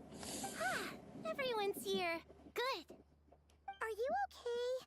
You look like you were about to pass out back there. Then you're forgetting who I am. Don't underestimate me. Sorash, the mighty red floaty. Oh, excuse me! Are you comparing me to Paimon? Well, Ariarkan thinks it suits you. I suppose everyone is gathered here because of me. As we can see, the situation is critical, and everyone is very busy with their various tasks, so... Need help? Arapas can help. We can all help. Arapas brought a pot to make soup. Very delicious. All of us are here to help. Arbelika, Ariarkan, Arapas, Ardashan, Ariuta, Arisata, and Ariasa will all help. I can't thank you enough. Right now, we're focused on restructuring Aru, processing excess information, and helping restore everyone's confidence. I'm sure you'll find it all very straightforward. I can help too. Just let me know where I'm needed. Together! Lord Dendro, Arbelika has something important to tell you. On our way out of Nara, we saw some Nara talking in secret. Male Nara, up to no good. Up to no good? Yes, 2 Nara, sneaking around at Caravan Rebat. That definitely sounds suspicious. Traveler, Paimon, I have other work to attend to here that needs to take priority. Could I trouble you to investigate the situation Arabelika spoke of? No problem. Leave it to us. Thank you. I'm counting on you. There's one other thing. If you are to work alongside the people of Sumeru, you will need to make yourselves visible to them. Is that acceptable to everyone? Well, if we really have to, I guess we have no choice. Don't be afraid, Arapas. You make the most delicious soup. Everyone will like you. There's nothing to fear. No one here will hurt you. But if you do feel afraid, don't worry. Just call my name and I'll be there. Okay. Very well. Now, I shall bestow a small blessing upon you all. Whenever people see you and interact with you, from the moment their gaze meets yours, they will experience the most beautiful of dreams. Nahida gently raises her hand. You don't know what she did, but you feel a wonderful presence, like something out of a lovely dream indeed. Sunlight trickling through the branches, glistening like a gold leaf, the trees chanting softly in the breeze as the flowing water plays like a symphony. Your heart swells up like a balloon as it fills with happiness. There are many terrible things yet to be resolved, but in this moment, all you feel is peace, friendship, and love as you stand side by side with dozens of other creatures together in the forest. The people around you turn their heads and scan their surroundings. They hear it too. Ancient voices speak from the forest, soothing everyone's hearts. Do not fear, do not be afraid, do not be overcome by the storm. Do not fear. We will face it together. This too shall pass.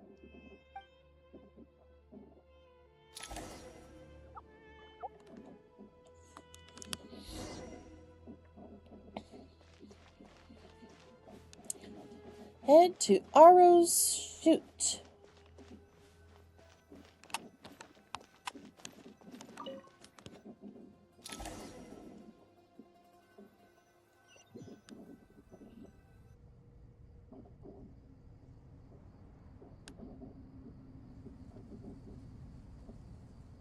Ah, everyone's here. Wonderful.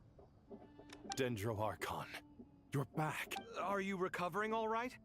You mustn't push yourself too hard. I'm doing very well. Thank you for your concern. The scholars update Nahida on the progress of Aru's renovation. I see. Using the power of Aru to reboot the Akasha and gain access to Irminsul. It's a sound plan, although I regret to be the bearer of bad news. But with the state that Irminsul is currently in, it's impossible to access via traditional means. Even the Akasha won't change that. Alas, we had feared this may be the case. And what about non-traditional means? Non-traditional means? Are you saying... Desperate times call for new measures.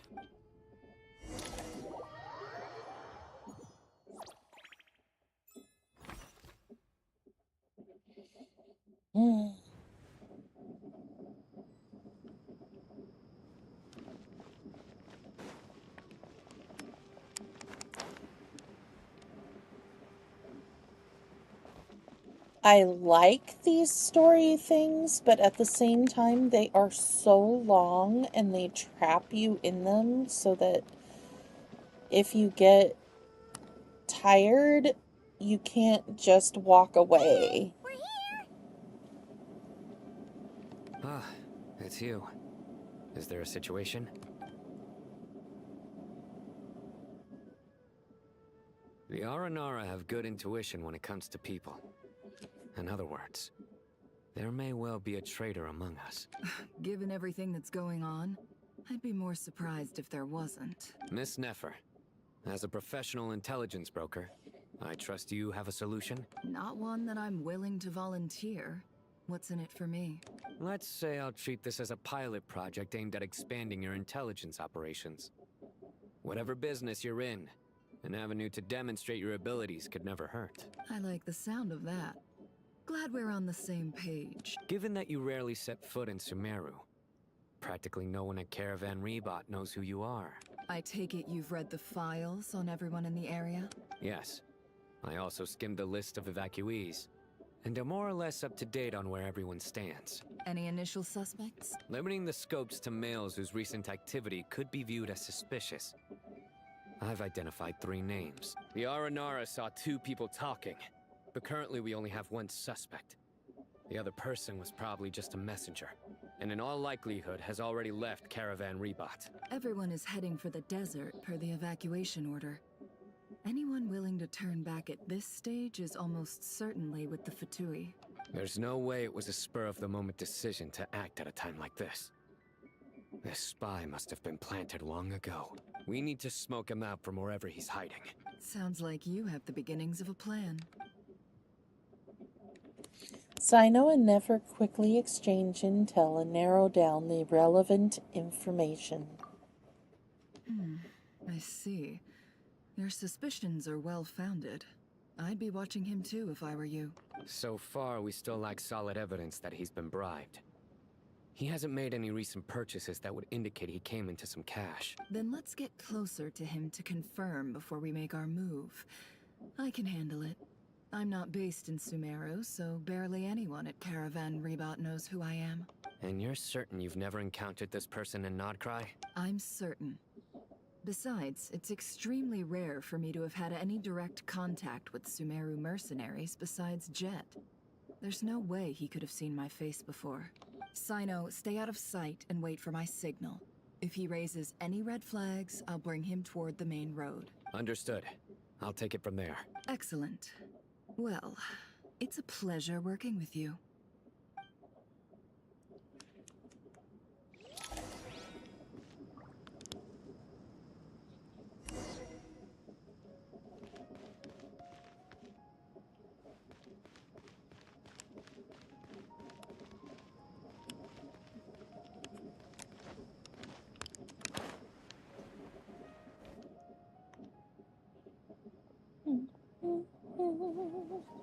Darker skin, scars, frequents the desert and has ample combat experience.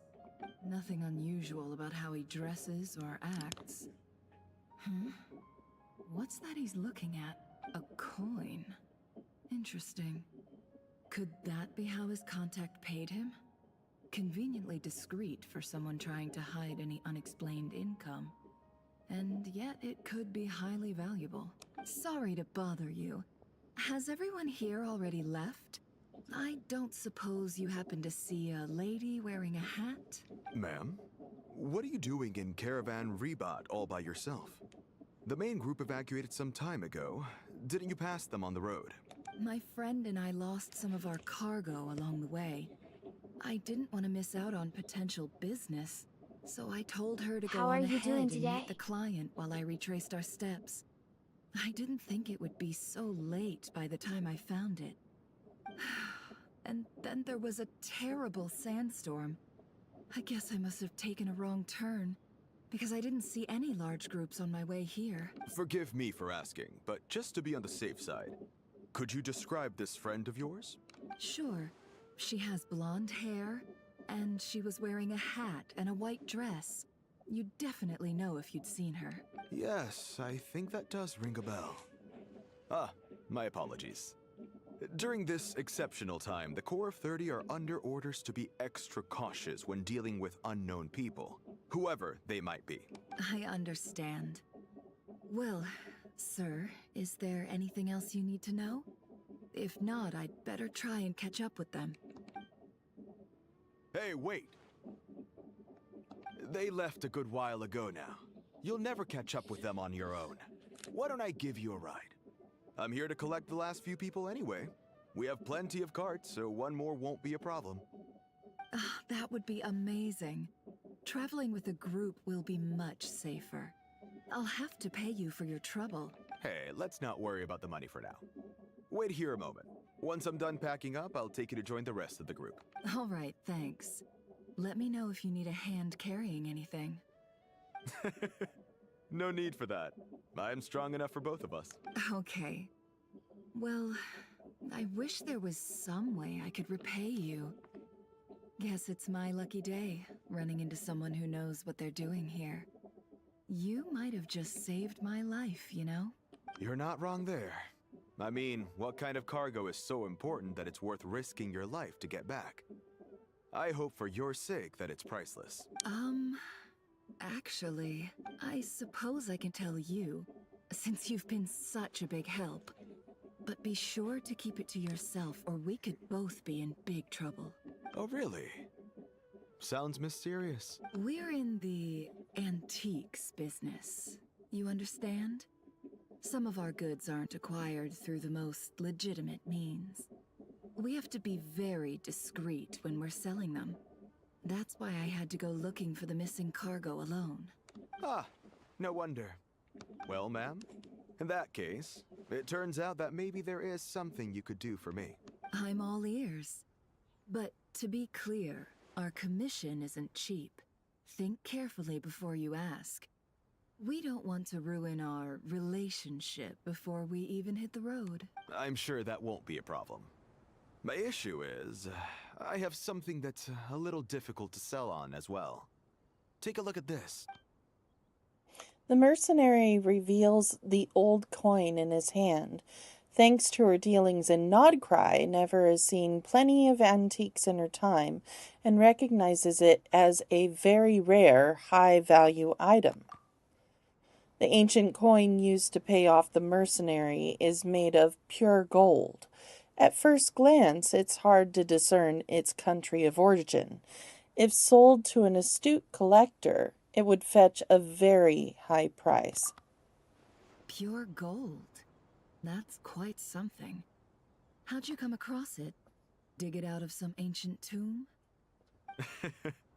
If you look hard enough, there are many treasures to be found in the mausoleum of King Deshret. It has no distinct Snezhnayan markings. That'll be why he's going with that story. And he clearly doesn't want to arouse suspicion, so he's on the lookout for an opportunity to make a quiet trade. Surely you have an existing business partner. Won't they take it off your hands? I hope I won't be attracting the wrath of my competitors by helping you sell this. The shop I used to work with is having cash flow issues at the moment after losing some money. I'm under enough pressure as it is without having to deal with them. On the off chance anything went wrong, I'd never get my money back. I understand. Gold is the last thing that traders with cash flow problems want to see. Well, in that case, I think we can work something out. As it happens, I'm just about done packing. Shall we make a move? Sure. Let's walk and talk. This evacuation was a huge operation. They needed a few people to stay behind and tie up loose ends. And I ended up being one of them. You're lucky you ran into us in time. I certainly am. I don't know how this happened. One thing led to another, and Look how it ended up.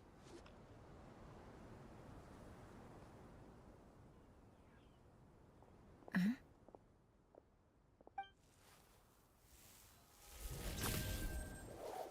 Hands where I can see them. General Mahamatra! No, wait! What are you doing? This is the coin? Good. Sadly, you won't have the chance to spend it. Nicely done. Looks like Sumeru's Matra are a well-oiled machine nowadays. Unmarked gold coins are quite difficult to trace. Thanks to you, we have secured the evidence. Here's what's gonna happen. Sino nods to the group, then turns and leaves with the suspect. Before long, he returns with the intel he got out of the suspect. Southeast from here, leeward side of the hill. That's where he's meeting his contact. Great work. Candace tells me your interrogation skills are highly effective. Hers are quickly catching up. She's improved a lot in recent years. Looks like it's over to you for the next step. Because I'm quickest on my feet? Because you know how to trail a target. Hat Plus, guy! it'll be easier to monitor their activity from the air. Fine. I'll be quick. One more thing. The Traveler just brought a message from the Dendro Archon. Once you're done with this, we're to meet up at the mausoleum of King Deshret. Got it. Will do. Are you sure you'll be okay on your own? Gee, I don't know. Maybe you should come with me. Okay. Then Paimon's coming with you. Really? You do know this is a stealth operation, right? Meaning, you have to be quiet? Paimon? Are you sure about this? Well, Paimon at least wants to give it a shot. Like everyone says, if you never try, you'll never know. Besides, being the best guide into that has to count for something. This should be a piece of cake. Fine. Join me if you want. But be warned. If anything goes wrong, I'll have to gag you and shove you into a bush. No need! Paimon will be super careful. Promise! Good. Then what are we waiting for? Let's go.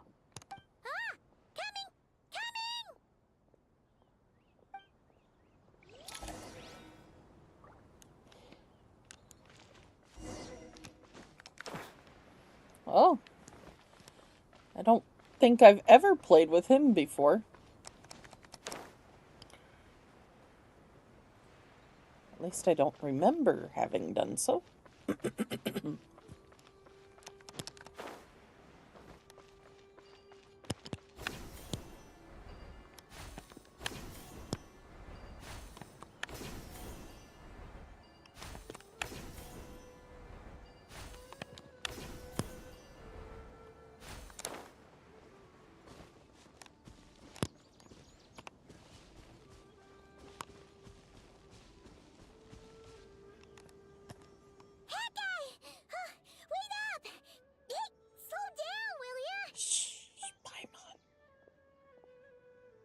We're here.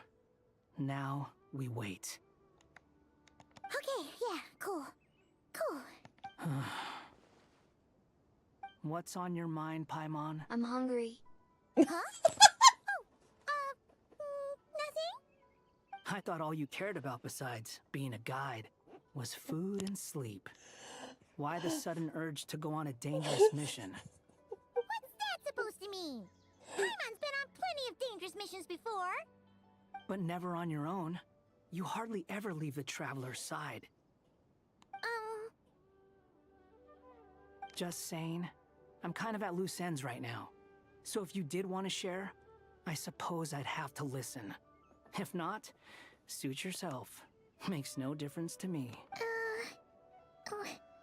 Hat guy? Do you think Paimon is useless? Okay, that's really sad. But at the same time, for Jab Jab to speak up right at the moment that that hat guy asked what Paimon was thinking, and Jabs just says, "I'm hungry." That was just perfect timing, okay? Just have to say. But poor Paimon. Oh, she thinks that she's useless. What? Where's that coming from? When we were in Notcry, Paimon suddenly realized something. Even though Paimon's with a traveler every single day, whenever we face real danger, she can't do anything to help. Paimon doesn't get like this very often. She just got really scared when the traveler got kidnapped that time. What if she never came back? What would Paimon do then? And the more Paimon thought about it, the more useless she felt. But Paimon doesn't want to be a burden. Paimon wants to be a friend who's actually useful. Does that make any sense? You know, that feeling of just being completely useless and... Oh. Paimon probably sounds so ridiculous right now. You asked the right person. Boy, do I know that feeling. Oh, that guy. I'm not gonna try and encourage you. What I will say is this. When you start doubting yourself, you have two choices. Give up or change. You have to make the decision to move forward. Otherwise, no amount of consolation from other people is gonna help you. So ask yourself, what do you want? To get stronger? To learn more? Whatever it is, go do it. You won't have any regrets if you can at least say that you tried. Alright. Something's not right. Shouldn't they be here by now?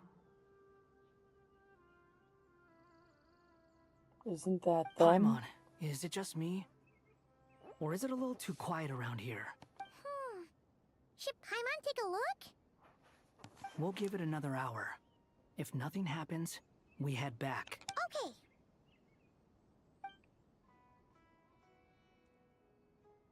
Time ticks by, but still nothing happens. How strange. We've been here for ages. Where the heck are they? Have we been stood up? What is it? Did you think of something? Something feels off about this whole situation, but I can't quite explain why. We know for sure that the guy Sinocot had something set up, yet somehow his contact is a no-show. So, either the handler got caught, or, more likely, they decided to cut our guy loose. But how would they know to do that? Wouldn't they at least send someone here to check things out? That's the problem. They couldn't possibly know what's happening here. Unless...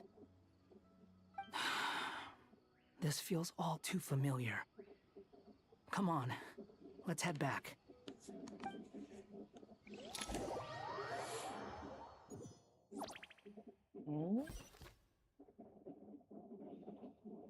Why does this feel Even familiar? though this isn't a formal meeting, I'd still like to start by saying how grateful I am to each and every one of you. Thank you all for coming here and standing by our side. Shesipank and Bennu are currently assisting the scholars with the maintenance of Aru. Please forgive their absence. As for Hermanubis, may he rest in peace. We remember him with great fondness. There have been times when I imagined what it might be like to meet you all.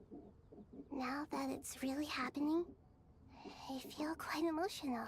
Time has taken many things away, but that which remains is all the more resilient. I must say, there is one thing that rather surprises me. You appear to be in good spirits, Lesser Lord Kusanali. But even so, I can sense that the life force given to you by the Dendral Dragon has far from fully resolved the problem of your vitality. Oh no! So even a Pep's power didn't work? Don't worry, Paimon. It worked very well indeed. The issue is how closely I'm tied to Irminsul. Until the problem with it is resolved, there is no way I can fully recover. Sumeru has undergone tremendous changes during your absence. When gods pass away, inevitably, people's faith in them grows weaker. You must have sensed it already. Your power is not what it once was. Regrettably, this is true. I too have grown weaker due to the effects of Irminsul. Right now, we're all in quite a sorry state. Then what do you suggest? We take all the help we can get. Sumeru is our shared home. You and I, gods and humans alike. We must unite all our strength in this moment. Though Al-Ahmar is no longer with us, the alliance between the three gods remains in force. Regardless, as subjects of our king, we have a responsibility to support Sumeru through this catastrophe. Not to mention that it was the people of Sumeru who released us from this prison of Aru. Times have changed, and the people of today possess greater wisdom than those of the past.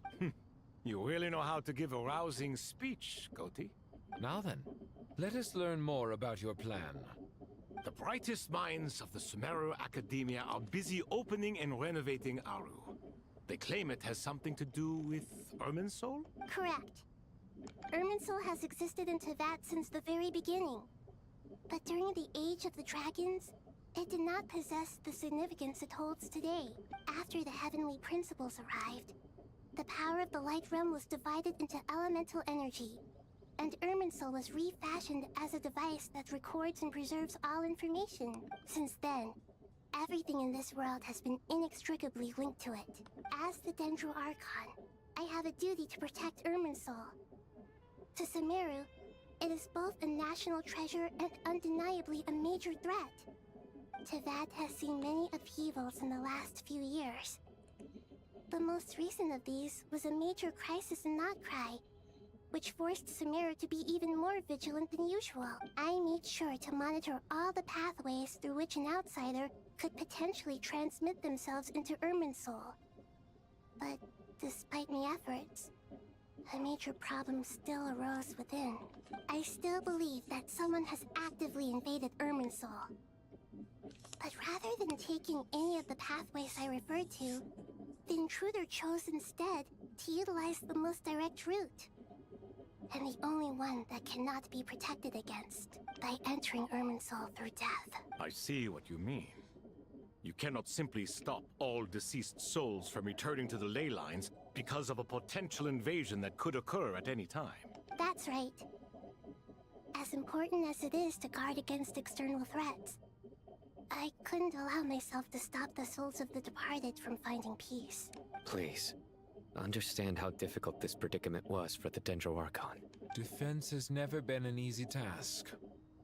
After Irminsul was invaded, my authority was quickly restricted.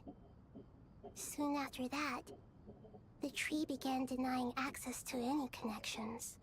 I'm sure you feel responsible, but you are not to blame. No one can predict every possible disaster. There will always be trials and tribulations for the world to endure. But the people of Sumeru should not have to endure this. We must find a way to break through the lockdown and connect to Irminsul. And this is why you need Aru. Yes. The only thing in Sumeru capable of rivaling Irminsul in terms of overall function and performance is Al-Ahmar's legacy, Aru. All I managed to do before falling into a coma was make some minor adjustments to Irminsul. Using Aru is a last resort, and a move that comes with enormous risks. The Scholar's initial plan was to borrow Aru's power to reboot the Akasha, then use the Akasha to connect to Irminsul and investigate. Unfortunately, Irminsul has suffered far greater damage than they first thought, rendering that plan futile. To rise to the challenge, we had to resort to more extreme and far costlier means. This has led to a number of new contingency plans. To reclaim Irminsul, our brightest scholars have made further modifications to Aru with multiple goals in mind. I thank you all for giving them your blessing in this endeavor. Human wisdom has clearly improved over the millennia. You have not only our support, but that of the Jinn, the Aranara, and the Pari. Together, we will do everything in our power to save Irminsul. By the way, when you spoke earlier of an intruder, It almost sounded as if you knew who you were dealing with and what they were capable of. Well, since you ask.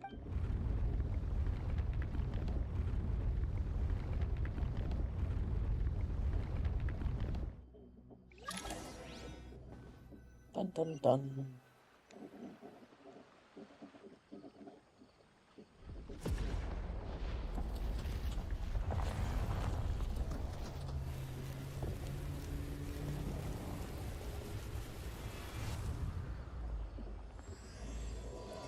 Of myriad paths, flux, and dissuasion, truth, looks. What?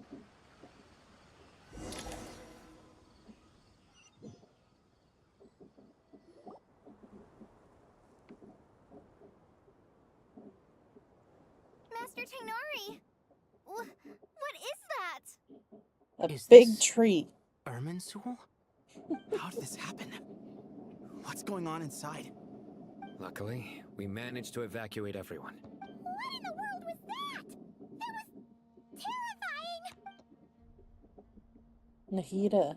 So this is the catastrophe she's been fighting against all this time. Oh my. I understand now, Dendro Archon. You make yourself quite clear indeed. Not once over the millennia has Irminsul been so terribly afflicted as this. Please continue, Dendro Archon. Irminsul's root system is what comprises the ley lines. In the past, it has always been hidden away, going unseen by the general populace. But now, an evil intruder is making it reveal itself. It has become a tree of unbridled greed. A clear sign that a deranged experiment has advanced to a new stage. Blasphemy. From where I stand, an experiment in the name of blasphemy sounds rather improper. But if we are to honor Dottores' will, this is what we must do. The birth of this tree proves to me beyond doubt that this incident is connected to him. But to explain the situation in full, there is someone I need to tell you about. In the most concise and precise language possible, Nahida explains what she knows about the second of the Fatui Harbingers, the Doctor.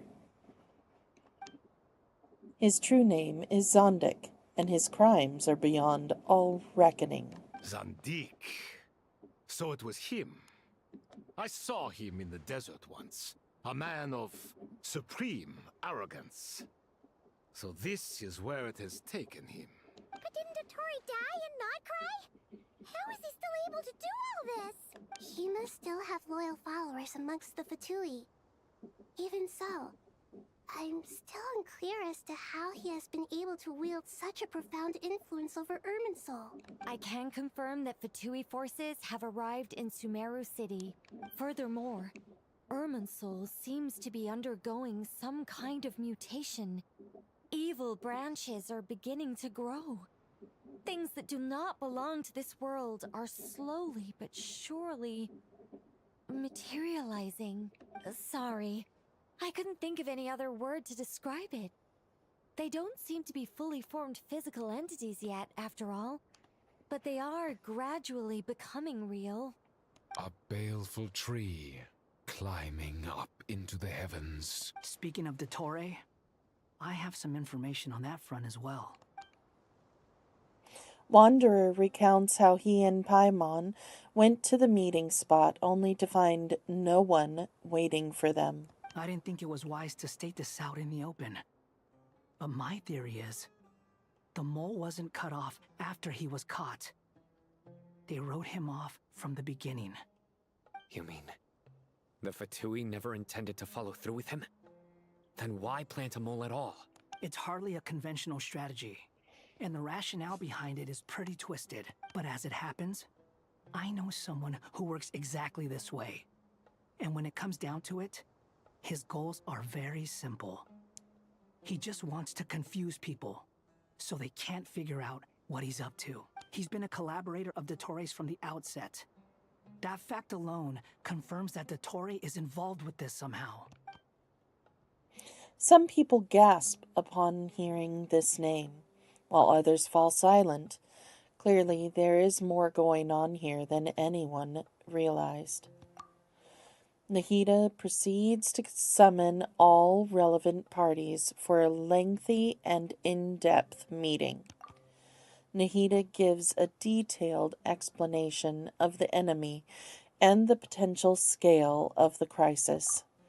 After further intel provided by Nicole and Nefer, a plan is formulated and everyone prepares to get to work.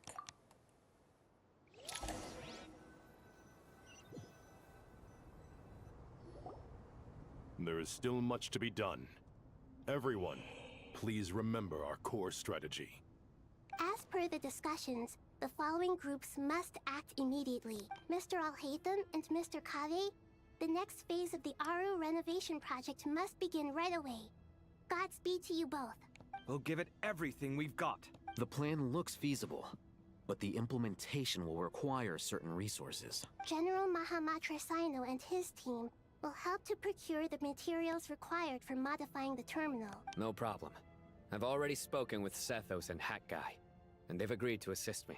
This kind of thing is best left to the fleet-footed, right? Hat Guy? If it's efficiency you're after, we're the right people for the job. Following up on the elemental energy amplifier we discussed.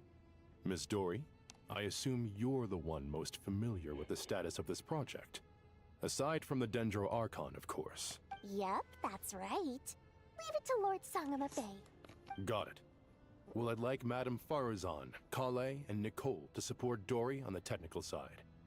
You can count on us. Will do.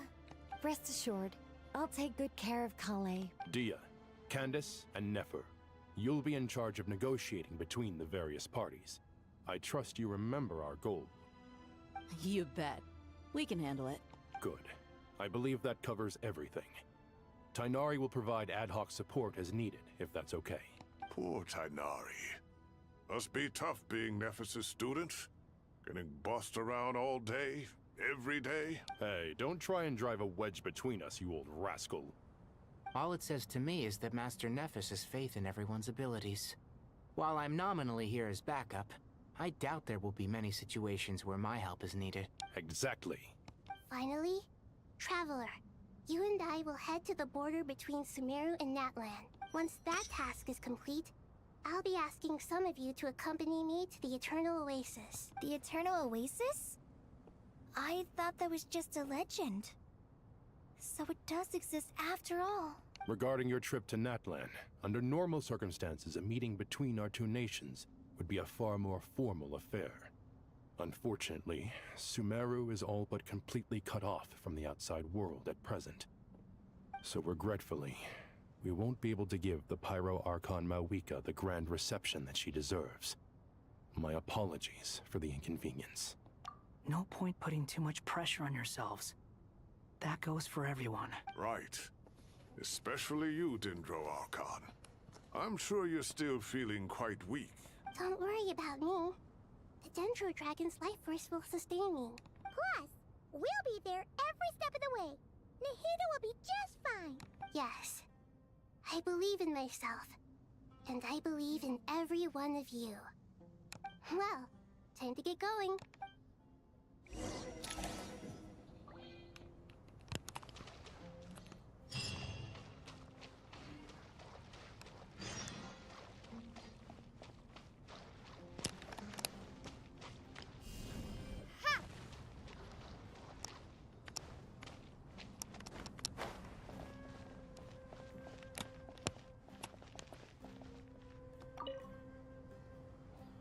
To what extent we can implement the final plan depends on how successfully the Akasha can be modified and configured. And to make sure the configuration works, Aru will also need some further optimization. Yeah, no surprises there. Once we roll this out, any Sumeru citizens who already have Akasha terminals can simply continue to use their existing devices. This still leaves us with a significant equipment shortage, though. Many groups of people were never issued Akasha terminals, including mercenaries, the desert folk, and many others. We'll need a supply of rare materials for the renovation of Aru and the production of new terminals. Right now, the best place to source these locally is from the primal constructs within King Deshret's mausoleum. Time is not on our side here. It's gonna be a race against the clock. The Aru merge and renovation project will have to be carried out by you two. Everything's riding on this, so failure is not an option. Best of luck to you both. As discussed, General Mahamatra Sino and Mr. Hat Guy will source the required material. Mr. Sethos is quite familiar with the layout of King Deshret's mausoleum. With him accompanying them, things should go quite smoothly. I have every confidence. In the meantime, we may as well take a breather. Makes sense. There's not much we can do until the materials arrive. Get information and stay close. What is this, boot camp? Knock it off. It's just Sino being Sino. You know what he's like. Everyone clear on our mission objective.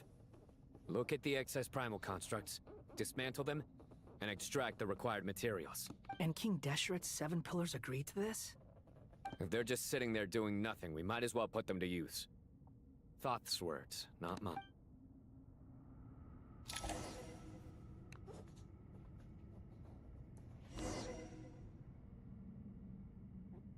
Ouch.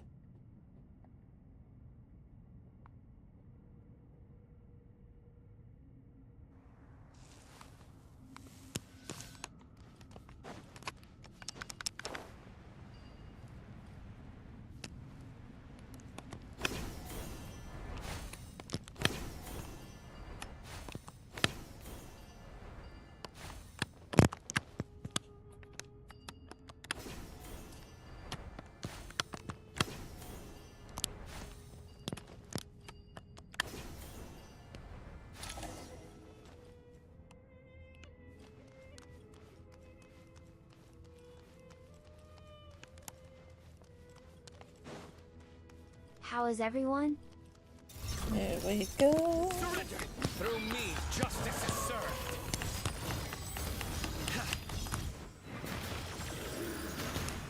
Squall and Fury! Wedge it, vermin!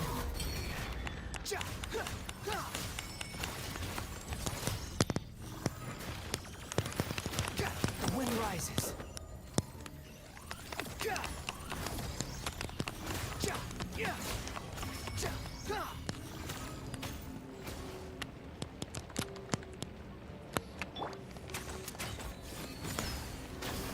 Give me some space.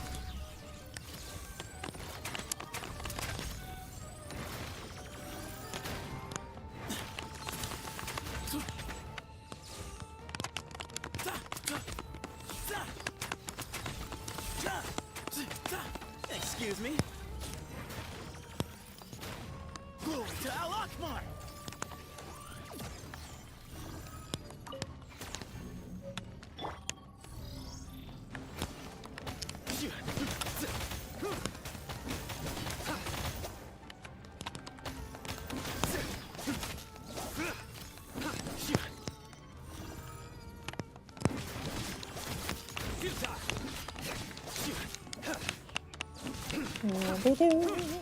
Baby-doo.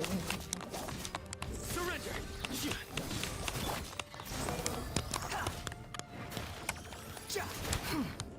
Owie.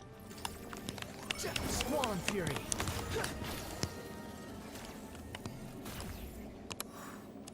Give me that. Thank you.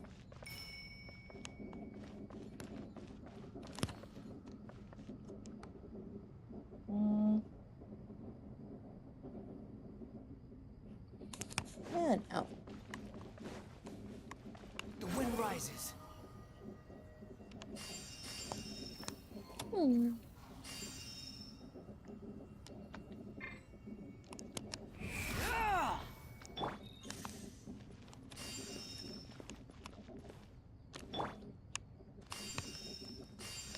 Thank you.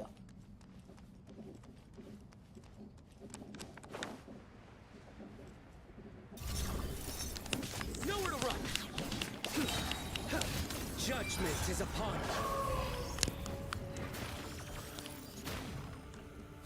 Your penance is due! Where you heading?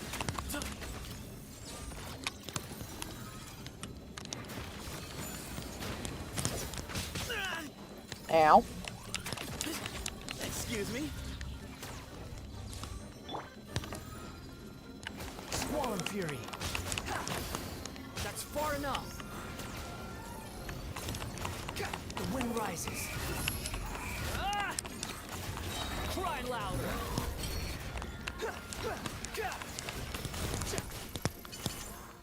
Squall and Fury.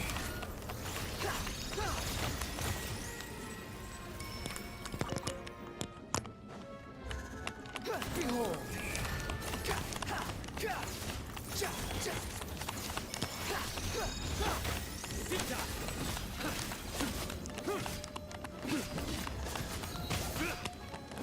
Ew! Get out of there. Nowhere to run.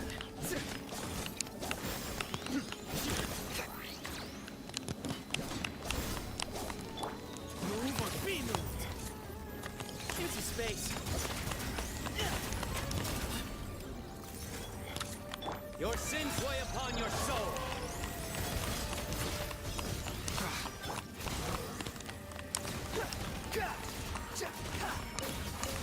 These devices should still be usable even though they're broken down. Let's take them back for the others to review.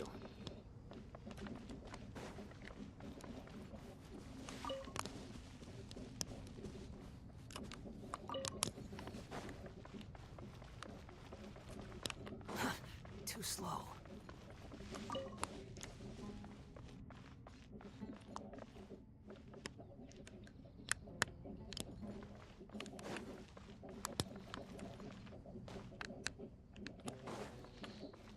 Can I still get healed?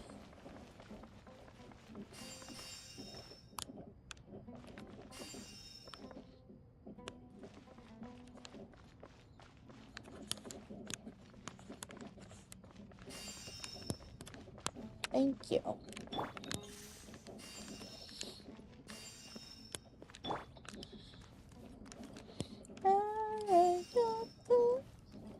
Thank you for the heal.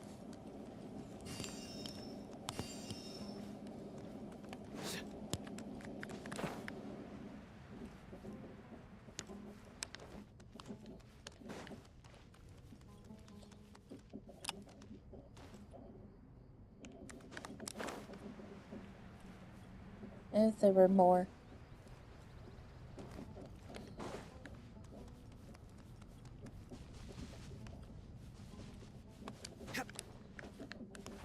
Ah!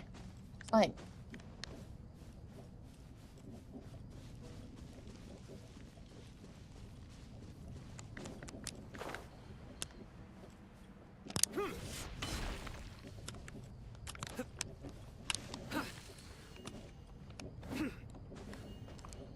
Why aren't you...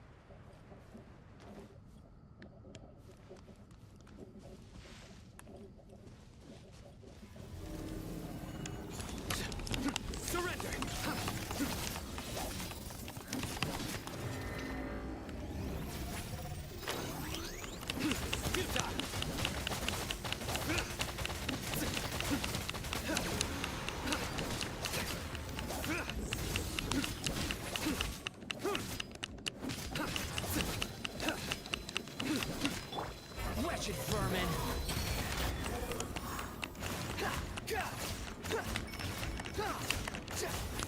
Quit following me. Judgment is upon you. Move to Al Akbar.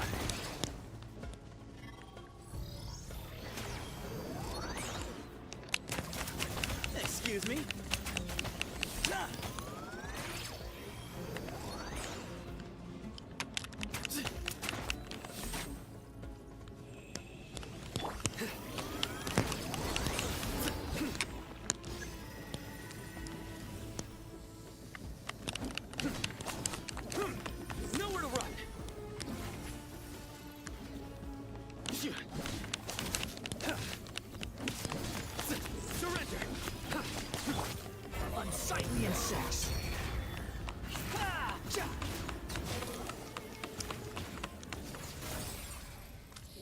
that was interesting. How many do we need again?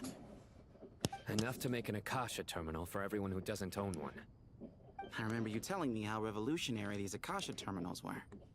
You've used one before. The Academia declared the Akasha to be the most powerful and comprehensive wisdom dissemination system in history. That should give you an idea of how powerful it is. Certainly sounds impressive. Neither Hat Guy nor I have ever had an Akasha terminal. Well, if it all goes to plan, that's about to change.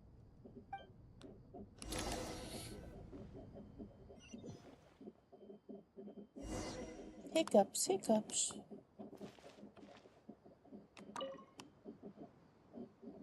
Oh, goody! Thank you so much for handling the delivery. What a long way it was. You've really outdone yourselves. I'm well aware what a bumpy, dangerous journey it must have been.